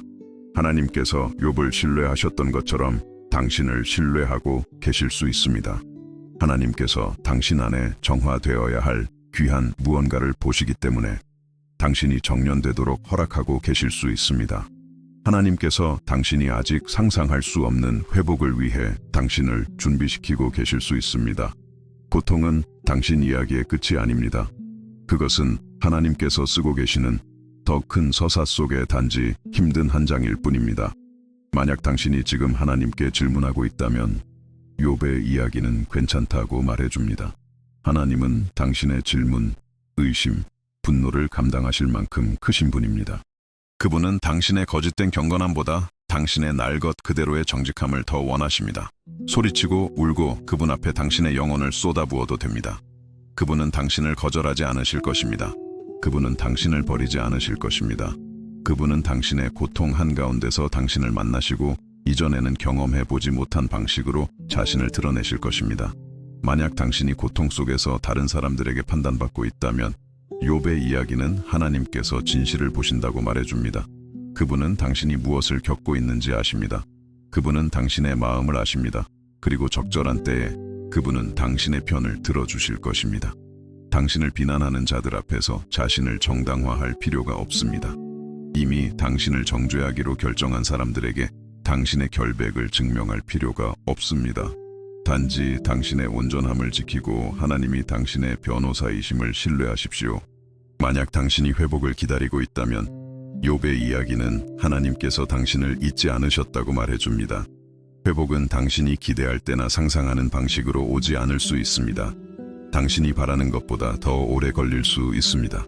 당신이 계획한 것과 다를 수 있습니다. 하지만 올 것입니다. 왜냐하면 하나님은 신실하시기 때문입니다. 왜냐하면 하나님은 선하시기 때문입니다. 왜냐하면 하나님께서는 당신의 고통을 낭비하지 않으시기 때문입니다. 그분은 모든 것, 심지어 고통까지도 그분을 사랑하는 자들을 위해 선을 이루는데 사용하실 것입니다. 그리고 여기에 가장 깊은 연결고리가 있습니다. 욥의 이야기는 더 큰 이야기를 가리킵니다. 예수 그리스도를 가리킵니다. 욥은 죄 없이 고통받은 온전한 사람이었습니다. 예수님은 죄 없이 고통받으신 완벽한 분이셨습니다. 욥은 일시적으로 모든 것을 잃었습니다. 예수님은 자발적으로 모든 것을 비우셨습니다. 욥은 그의 고통 후에 회복되었습니다. 예수님은 그의 죽음 후에 부활하셨습니다. 욥은 2배로 받았습니다. 예수님은 모든 이름 위에 뛰어나게 되셨습니다. 욥은 긴 삶을 살고 나이가 차서 죽었습니다. 예수님은 영원히 사시고 우리에게 영생을 주십니다. 차이점은 욥은 그의 믿음이 진실하다는 것을 증명하기 위해 고통받았다는 것입니다. 예수님은 우리의 믿음을 가능하게 하기 위해 고통받으셨습니다. 욥은 하나님의 영광을 위해 시험받았습니다. 예수님은 우리의 구원을 위해 십자가에 못 박히셨습니다. 욥은 사망의 음침한 골짜기를 지났습니다. 예수님은 죽음을 완전히 이기셨습니다. 욥은 인내하는 믿음의 본보기입니다. 예수님은 우리 믿음의 창시자요 완성자이십니다. 욥은 우리에게 영감을 줍니다. 예수님은 우리를 구원하십니다. 그리고 이것이 모든 것을 바꿉니다. 왜냐하면 당신이 고통 한가운데 있을 때, 하나님이 침묵하시는 것처럼 보일 때, 고통이 견디기 너무 클 때, 당신은 십자가를 바라보고 하나님께서 이해하신다는 것을 알 수 있기 때문입니다. 그분은 무관심하게 당신의 고통을 멀리서 지켜보고 계시지 않습니다. 그분은 고통 속으로 들어오셨습니다. 그분은 우리 중 하나가 되셨습니다. 그분은 거절, 배신, 버림받음, 육체적 및 영적 고통을 경험하셨습니다. 그분은 당신의 고통을 친밀하게 아십니다. 그리고 그분께서 이기셨기 때문에 당신도 이길 수 있습니다. 욥의 이야기는 우리가 그분의 길을 이해하지 못할 때에도 하나님을 신뢰할 수 있음을 가르쳐줍니다. 예수님의 이야기는 하나님께서 우리를 위해 가장 큰 대가를 치르셨기 때문에 그 신뢰를 받을 만하다는 것을 보여줍니다. 욥의 이야기는 우리에게 일시적인 회복의 희망을 줍니다. 예수님의 이야기는 우리에게 영원한 구원의 확신을 줍니다. 욥의 이야기는 우리에게 인내하라고 격려합니다. 예수님의 이야기는 그분께서 보내신 성령을 통해 인내할 수 있도록 우리에게 능력을 주십니다. 그러니 오늘 당신의 여정 어디에 있든 이것을 아십시오. 하나님은 당신과 함께 아직 끝나지 않으셨습니다. 당신이 살고 있는 힘든 장이 마지막 장이 아닙니다. 오늘 당신이 느끼는 고통이 최종적인 말이 되지는 않을 것입니다. 고통은 당신을 파괴하는 것이 아니라 당신을 빚고 있습니다.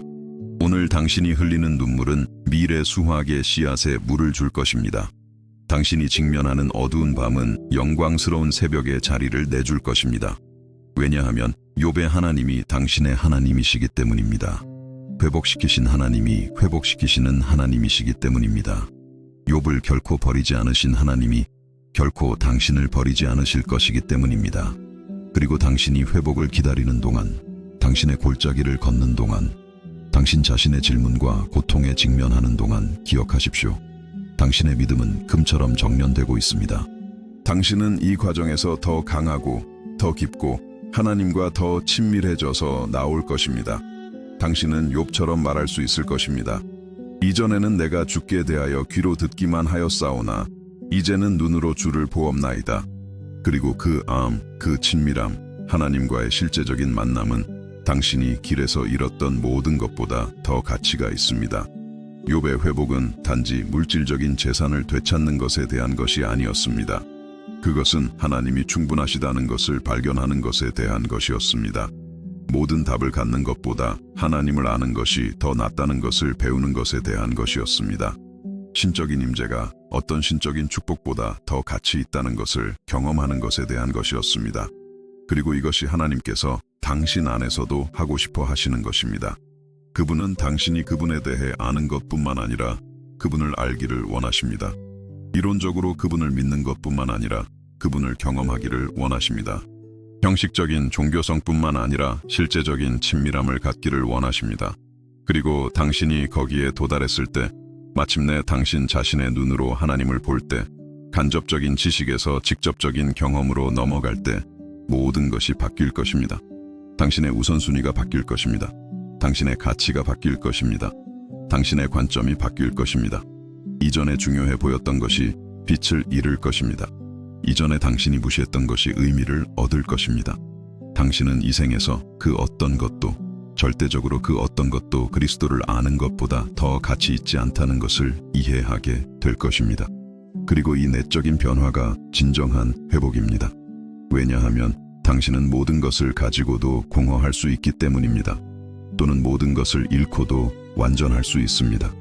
물질적으로 부유하고 영적으로 가난할 수 있습니다. 또는 물질적으로 가난하고 믿음이 풍부할 수 있습니다. 세상의 눈에는 성공했지만 하나님의 눈에는 실패작일 수 있습니다. 또는 세상에게 멸시받지만 하나님께는 귀중할 수 있습니다. 중요한 것은 당신이 무엇을 가졌느냐가 아니라 누구를 아느냐입니다. 당신이 무엇을 성취했느냐가 아니라 누구를 신뢰하느냐입니다. 당신이 무엇을 축적했느냐가 아니라 어떻게 사랑하느냐입니다. 욥은 이 교훈들을 가장 어려운 방법으로 배웠습니다. 하지만 그는 배웠습니다. 그리고 하나님께서 그를 회복시키셨을 때 그는 이전의 그 사람으로 돌아가지 않았습니다. 그는 더 나은 사람이 되었습니다.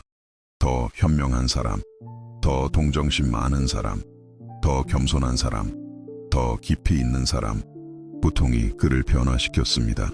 그리고 그 변화는 그가 되찾은 모든 부보다 더 가치 있었습니다. 그러니 오늘 저는 당신을 격려합니다. 당신의 고통을 낭비하지 마십시오. 고통이 단지 고통으로만 남게 하지 마십시오. 그것이 당신을 변화시키게 하십시오. 그것이 당신을 하나님께 더 가까이 이끌게 하십시오. 그것이 당신을 고통받는 자에게 더 동정심 많게 만들게 하십시오.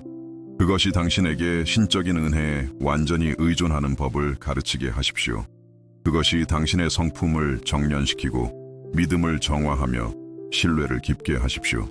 왜냐하면 회복이 올 때, 그리고 그것은 올 것입니다. 당신은 단지 잃어버린 것을 되찾는 것이 아니라 하나님께서 항상 당신이 되기를 원하셨던 그 사람이 될 것이기 때문입니다. 욥의 이야기는 행복하게 끝납니다. 당신의 이야기도 행복하게 끝날 것입니다.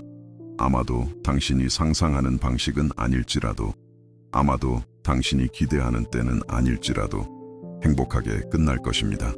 왜냐하면 당신은 모든 것이 합력하여 그를 사랑하는 자들에게 선을 이루게 하시는 하나님을 섬기기 때문입니다. 죄를 아름다움으로, 슬픔을 기쁨으로, 절망을 희망으로 바꾸시는 하나님, 회복, 갱신, 재시작의 전문가이신 하나님, 당신이 모든 것을 포기하고 싶을 때조차도 결코 당신을 포기하지 않으시는 하나님. 이 메시지가 당신의 마음에 희망을 가져다 주었다면 좋아요를 눌러주세요. 이것을 들어야 할 누군가와 공유해주세요. 그리고 댓글로 알려주세요. 이 욥의 이야기에서 당신에게 가장 감동을 준 것은 무엇이었나요? 신뢰하십시오. 인내하십시오. 기다리십시오. 회복이 오고 있습니다. 그리고 그것이 올 때 당신은 뒤를 돌아보며 모든 것, 심지어 고통까지도 하나님의 완벽한 계획 속에서 목적이 있었다는 것을 보게 될 것입니다. 우리는 이 여정의 끝에 도착했습니다. 인류 역사상 기록된 가장 강렬한 고통과 믿음의 페이지들을 함께 걸었습니다. 우리는 한 남자가 몇 시간 만에 모든 것을 잃는 것을 보았습니다. 단지 육체적인 상처가 아니라 영혼 깊숙한 곳의 상처를 보았습니다. 정직한 질문, 실제적인 눈물, 쉬운 설명이 없는 고통을 보았습니다. 하지만 우리는 또한 모든 인간의 논리에 도전하는 무언가를 보았습니다. 모든 것이 무너질 때 저항하는 믿음. 찬양할 명백한 이유가 없을 때조차 솟아나는 예배. 하나님이 침묵하시는 것처럼 보일 때 굳건히 남아있는 신뢰. 욥의 이야기는 단지 우스라는 먼 땅에 살았던 고대인에 대한 것이 아닙니다. 그것은 우리 각자에 대한 것입니다. 그것은 삶이 이해되지 않을 때, 기도해도 우리의 말이 천장에 부딪혀 공허하게 돌아오는 것 같을 때, 모든 것을 올바르게 해도 여전히 모든 것이 잘못될 때에 대한 것입니다. 그것은 당신이 방에서 혼자 울며 하나님이 어디 계시냐고 묻는 그 밤들에 대한 것입니다.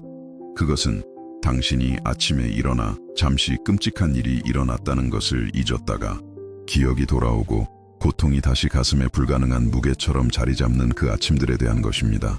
욥은 우리에게 진정한 믿음이 의심의 부재가 아님을 가르쳐 주었습니다. 완벽하게 정리된 신학적 상자의 모든 답을 가지고 있는 것이 아닙니다. 눈물을 흘리면서도 분명히 괜찮지 않은데 괜찮은 척 웃는 것이 아닙니다. 진정한 믿음은 발밑에 땅이 사라질 때에도 계속 걷는 것입니다. 그분이 당신의 손을 잡고 계시다는 것을 느끼지 못할 때에도 하나님의 손을 잡는 것입니다. 그분이 하시는 일을 이해하기 때문이 아니라 그분이 어떤 분이신지 신뢰하기 때문에 예배하는 것입니다.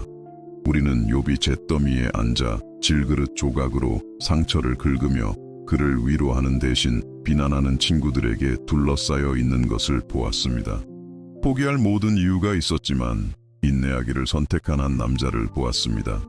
하나님을 저주할 모든 이유가 있었지만 찬송하기로 결정한 한 남자를, 절망에 굴복할 수 있었지만 꺼지기를 거부하는 작은 희망의 불꽃을 계속 타오르게 한 한 남자를, 그리고 그 불꽃은 아무리 작았을지라도 충분했습니다. 왜냐하면 하나님께서는 큰 불꽃이 필요 없으시기 때문입니다.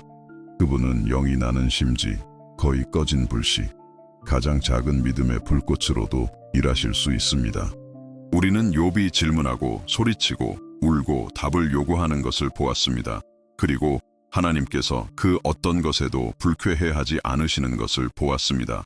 왜냐하면 하나님은 우리가 생각하는 것처럼 연약하지 않으시기 때문입니다. 그분은 보호받아야 할 자존심을 가지고 계시지 않습니다. 우리가 그분께 우리의 고통을 외칠 때 흔들리지 않으십니다. 오히려 그분은 우리의 위선적인 경건함보다 우리의 잔인한 정직함을 더 원하십니다. 그분은 우리가 편집되고 사회적으로 용납되는 버전이 아니라 우리의 진정한 고통을 가져오기를 원하십니다. 그분은 우리의 종교적인 연기가 아니라 우리의 깨진 마음을 원하십니다. 그리고 나서 우리는 만남을 보았습니다. 하나님께서 회오리 바람 속에서 말씀하시고 욥이 말문이 막혔던 그 순간, 하나님께서 그의 모든 질문에 대답하셨기 때문이 아니라 하나님께서 자신이 누구인지를 드러내셨기 때문입니다. 그리고 진정으로 하나님을 아는 것은 욥에게 모든 것을 바꾸었습니다. 그는 내가 죽게 대하여 귀로 듣기만 하였사오나에서 이제는 눈으로 주를 보옵나이다로 나아갔습니다. 간접적인 지식에서 개인적인 경험으로, 종교에서 관계로, 그리고 그 변화는 그가 받을 수 있었던 어떤 대답보다 더 가치 있었습니다. 우리는 회복이 오는 것을 보았습니다. 욥이 그럴 자격이 있었을 때가 아니었습니다. 왜냐하면 그는 처음부터 온전했기 때문입니다. 그가 질문을 멈췄을 때가 아니었습니다. 왜냐하면 그의 질문은 정당했기 때문입니다. 바로 그가 자신을 아프게 한 친구들을 위해 기도했을 때였습니다. 그의 마음이 쓴 뿌리에서 자유로워졌을 때, 그가 고통이 자신을 쓴 사람으로 만든 것이 아니라 상처받았음에도 불구하고 축복할 수 있는 사람으로 만들었음을 보였을 때, 회복은 갑절로 왔습니다. 더 많은 재산, 더 많은 가축, 새로운 자녀, 회복된 건강, 더해진 수명. 하지만 진정한 회복은 외적인 것들에 있지 않았습니다. 그것은 욥의 변화된 마음에 있었습니다. 그리고 이제 이 모든 이야기를 들은 당신은 스스로에게 몇 가지 질문을 해야 합니다. 당신은 당신 자신의 여정에서 어디에 있습니까? 아마도 당신은 모든 것이 순조롭고 폭풍이 다가올 수 있다는 것을 상상조차 하지 못하는 시작장에 있을 것입니다. 만약 그렇다면 축복을 즐기되 당신의 믿음을 견고한 기초 위에 세우십시오. 하나님과의 관계를 그분이 당신에게 주시는 것에 기반하지 말고 그분이 어떤 분이신지에 기반하십시오. 왜냐하면 축복은 오고 가고 상황은 변하지만 하나님은 어제나 오늘이나 영원토록 동일하시기 때문입니다. 아마도 당신은 욥처럼 폭풍 한가운데 있을 것입니다. 소중한 무언가를, 사랑하는 누군가를, 당신의 행복에 필수적으로 보였던 무언가를 잃었습니다. 몸이나 영혼 또는 둘 다 상처 입었습니다. 쉬운 답이 없는 질문들을 하고 있습니다. 당신의 고통을 이해하지 못하고 복잡한 문제에 대해 단순한 조언을 제공하는 사람들에게 둘러싸여 있습니다.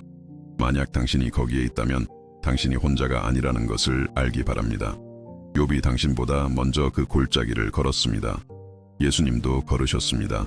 그리고 그들은 다른 쪽으로 나왔습니다. 당신도 나올 것입니다. 아마도 당신은 만남의 순간 하나님께서 새로운 방식으로 자신을 드러내고 계실 때일 것입니다. 당신의 상황 너머를 보기 시작할 때, 당신 주변에서는 아무것도 변하지 않았지만 당신 안에서 무언가가 변하고 있을 때, 당신의 질문을 더 작게 만드는 하나님의 위대함의 언뜻언뜻을 보고 있을 때, 만약 당신이 그곳에 있다면 그것을 받아들이십시오. 저항하지 마십시오. 하나님께서 당신의 관점을 변화시키게 하십시오. 그분께서 당신의 시야를 넓히게 하십시오. 그분과의 만남이 당신을 안에서부터 밖으로 변화시키게 하십시오. 아니면 아마도 당신은 회복을 기다리고 있을 것입니다. 이미 고통을 겪었고 하나님과의 만남을 가졌으며 내적으로 변화되었지만 외부 상황은 아직 변하지 않았습니다. 약속과 함께 살고 있지만 아직 현실은 아닙니다. 씨앗이 심어지고 수확 사이의 간격에 있습니다. 결코 끝나지 않을 것 같은 기다림의 시간에 있습니다. 만약 그곳이 당신의 자리라면 계속 기다리십시오. 계속 신뢰하십시오. 계속 믿으십시오. 왜냐하면 하나님의 회복은 늦어질 수 있지만 항상 오기 때문입니다. 그리고 올 때 그것은 당신이 상상했던 것보다 더 좋습니다. 욥의 이야기는 하나님께서 아무것도 낭비하지 않으신다는 것을 우리에게 상기시켜 줍니다. 당신이 흘린 눈물 한 방울도, 잠 못 이룬 밤도, 들리지 않은 것 같았던 기도도, 목적 없어 보였던 고통의 순간도 모든 것이 사용되고 있습니다. 모든 것이 당신이 아직 완전히 볼 수 없는 더 큰 목적 속으로 짜여지고 있습니다. 하지만 보게 될 것입니다. 적절한 때에 당신은 뒤를 돌아보고 이해하게 될 것입니다. 하나님께서 부재하시는 것처럼 보일 때에도 어떻게 일하고 계셨는지 보게 될 것입니다. 당신이 혼자라고 생각했을 때에도 그분께서 어떻게 당신을 안고 계셨는지 깨닫게 될 것입니다. 가장 어두운 순간들 속에서도 그분의 손길을 인식하게 될 것입니다.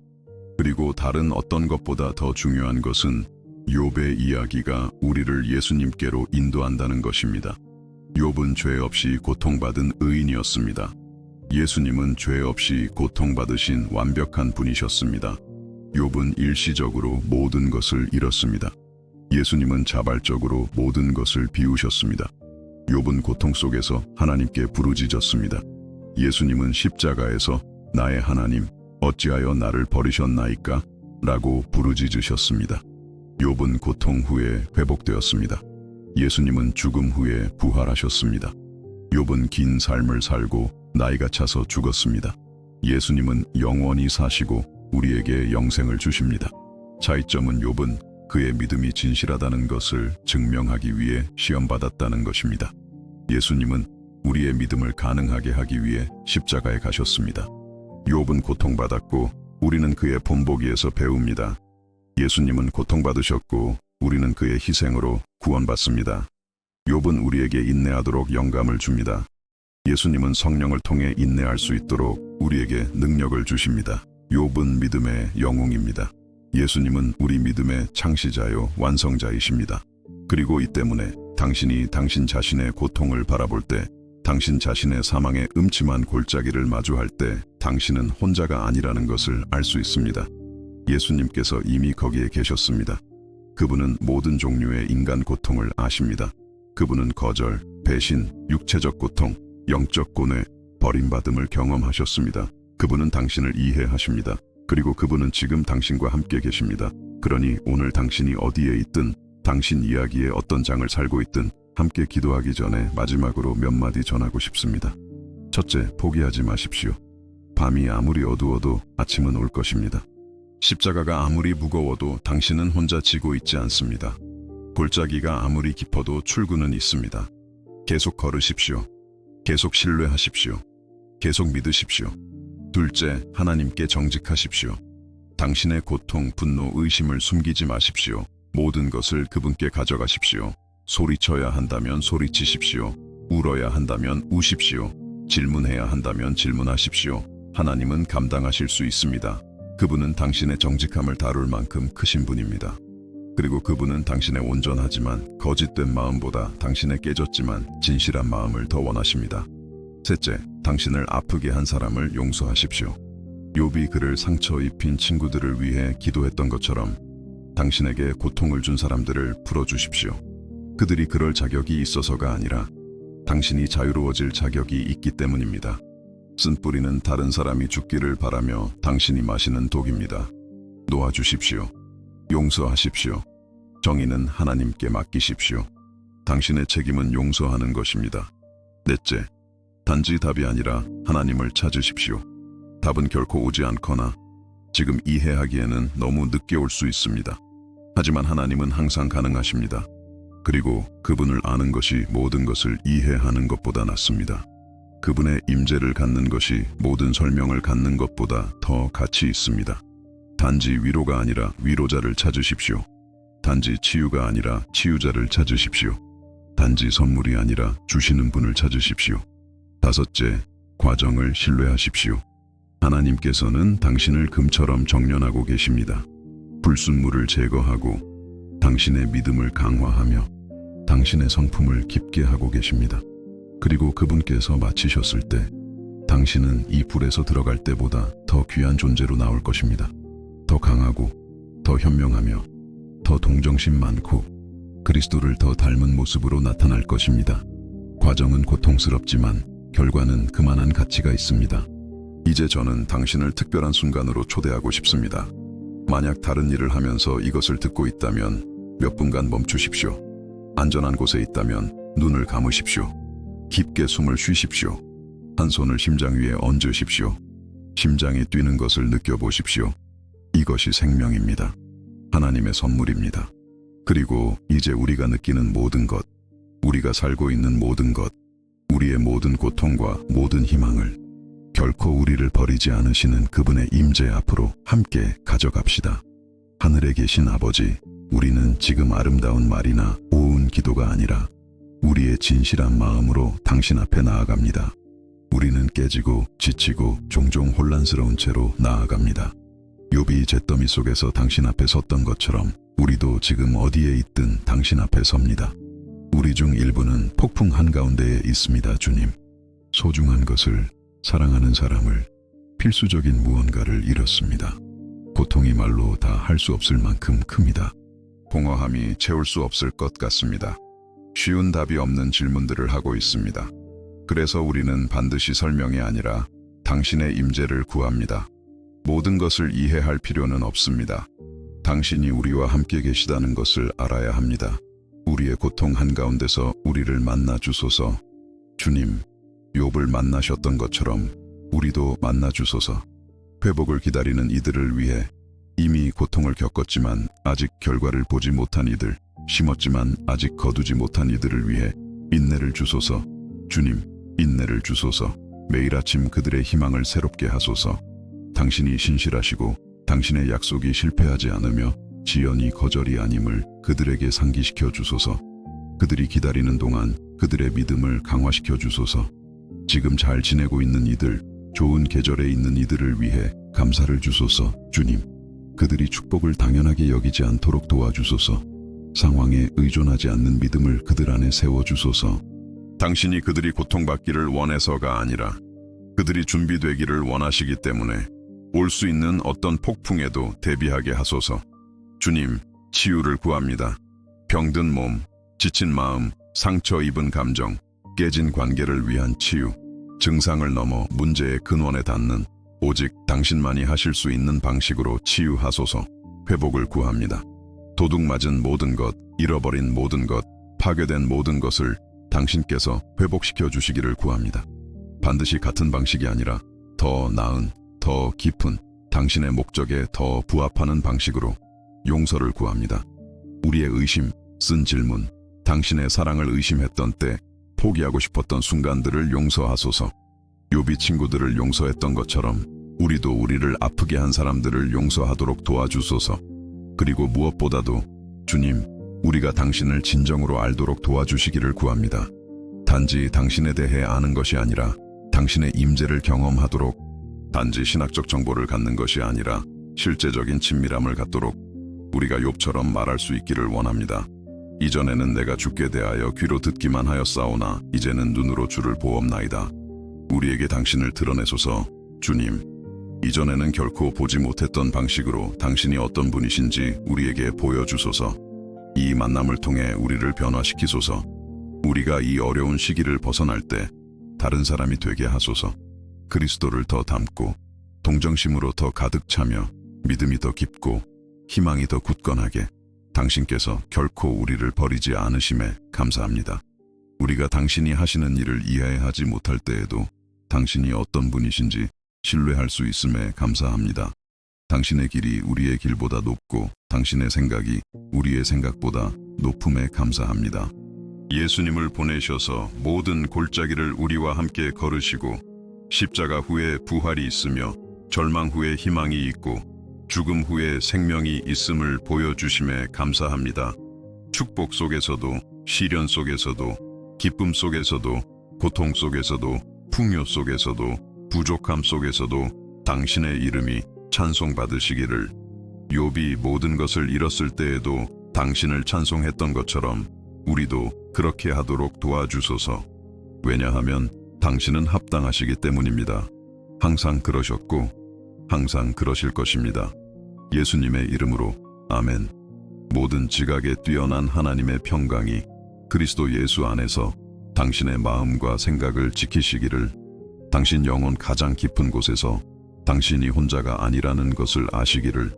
가장 강렬한 시련을 통해 욥을 지탱하셨던 바로 그 하나님께서 지금 당신을 지탱하고 계시다는 것을, 욥의 이야기가 당신의 끝 또한 당신의 시작보다 더 나을 것이라는 희망을 주기를. 하나님께서 당신의 삶을 통해 아름다운 이야기를 쓰고 계시다는 것을 알며 안식할 수 있기를. 지금은 이해되지 않는 장들 속에서도 말입니다. 그리고 언젠가 당신이 뒤를 돌아볼 때 모든 세부사항, 심지어 가장 고통스러운 것들 속에서도 하나님의 손길을 볼 수 있기를. 평안히 가십시오. 희망을 가지고 가십시오. 당신이 우주의 창조주로부터 사랑받고 있으며 그 사랑이 결코 당신을 버리지 않을 것이라는 것을 알며 가십시오. 절대로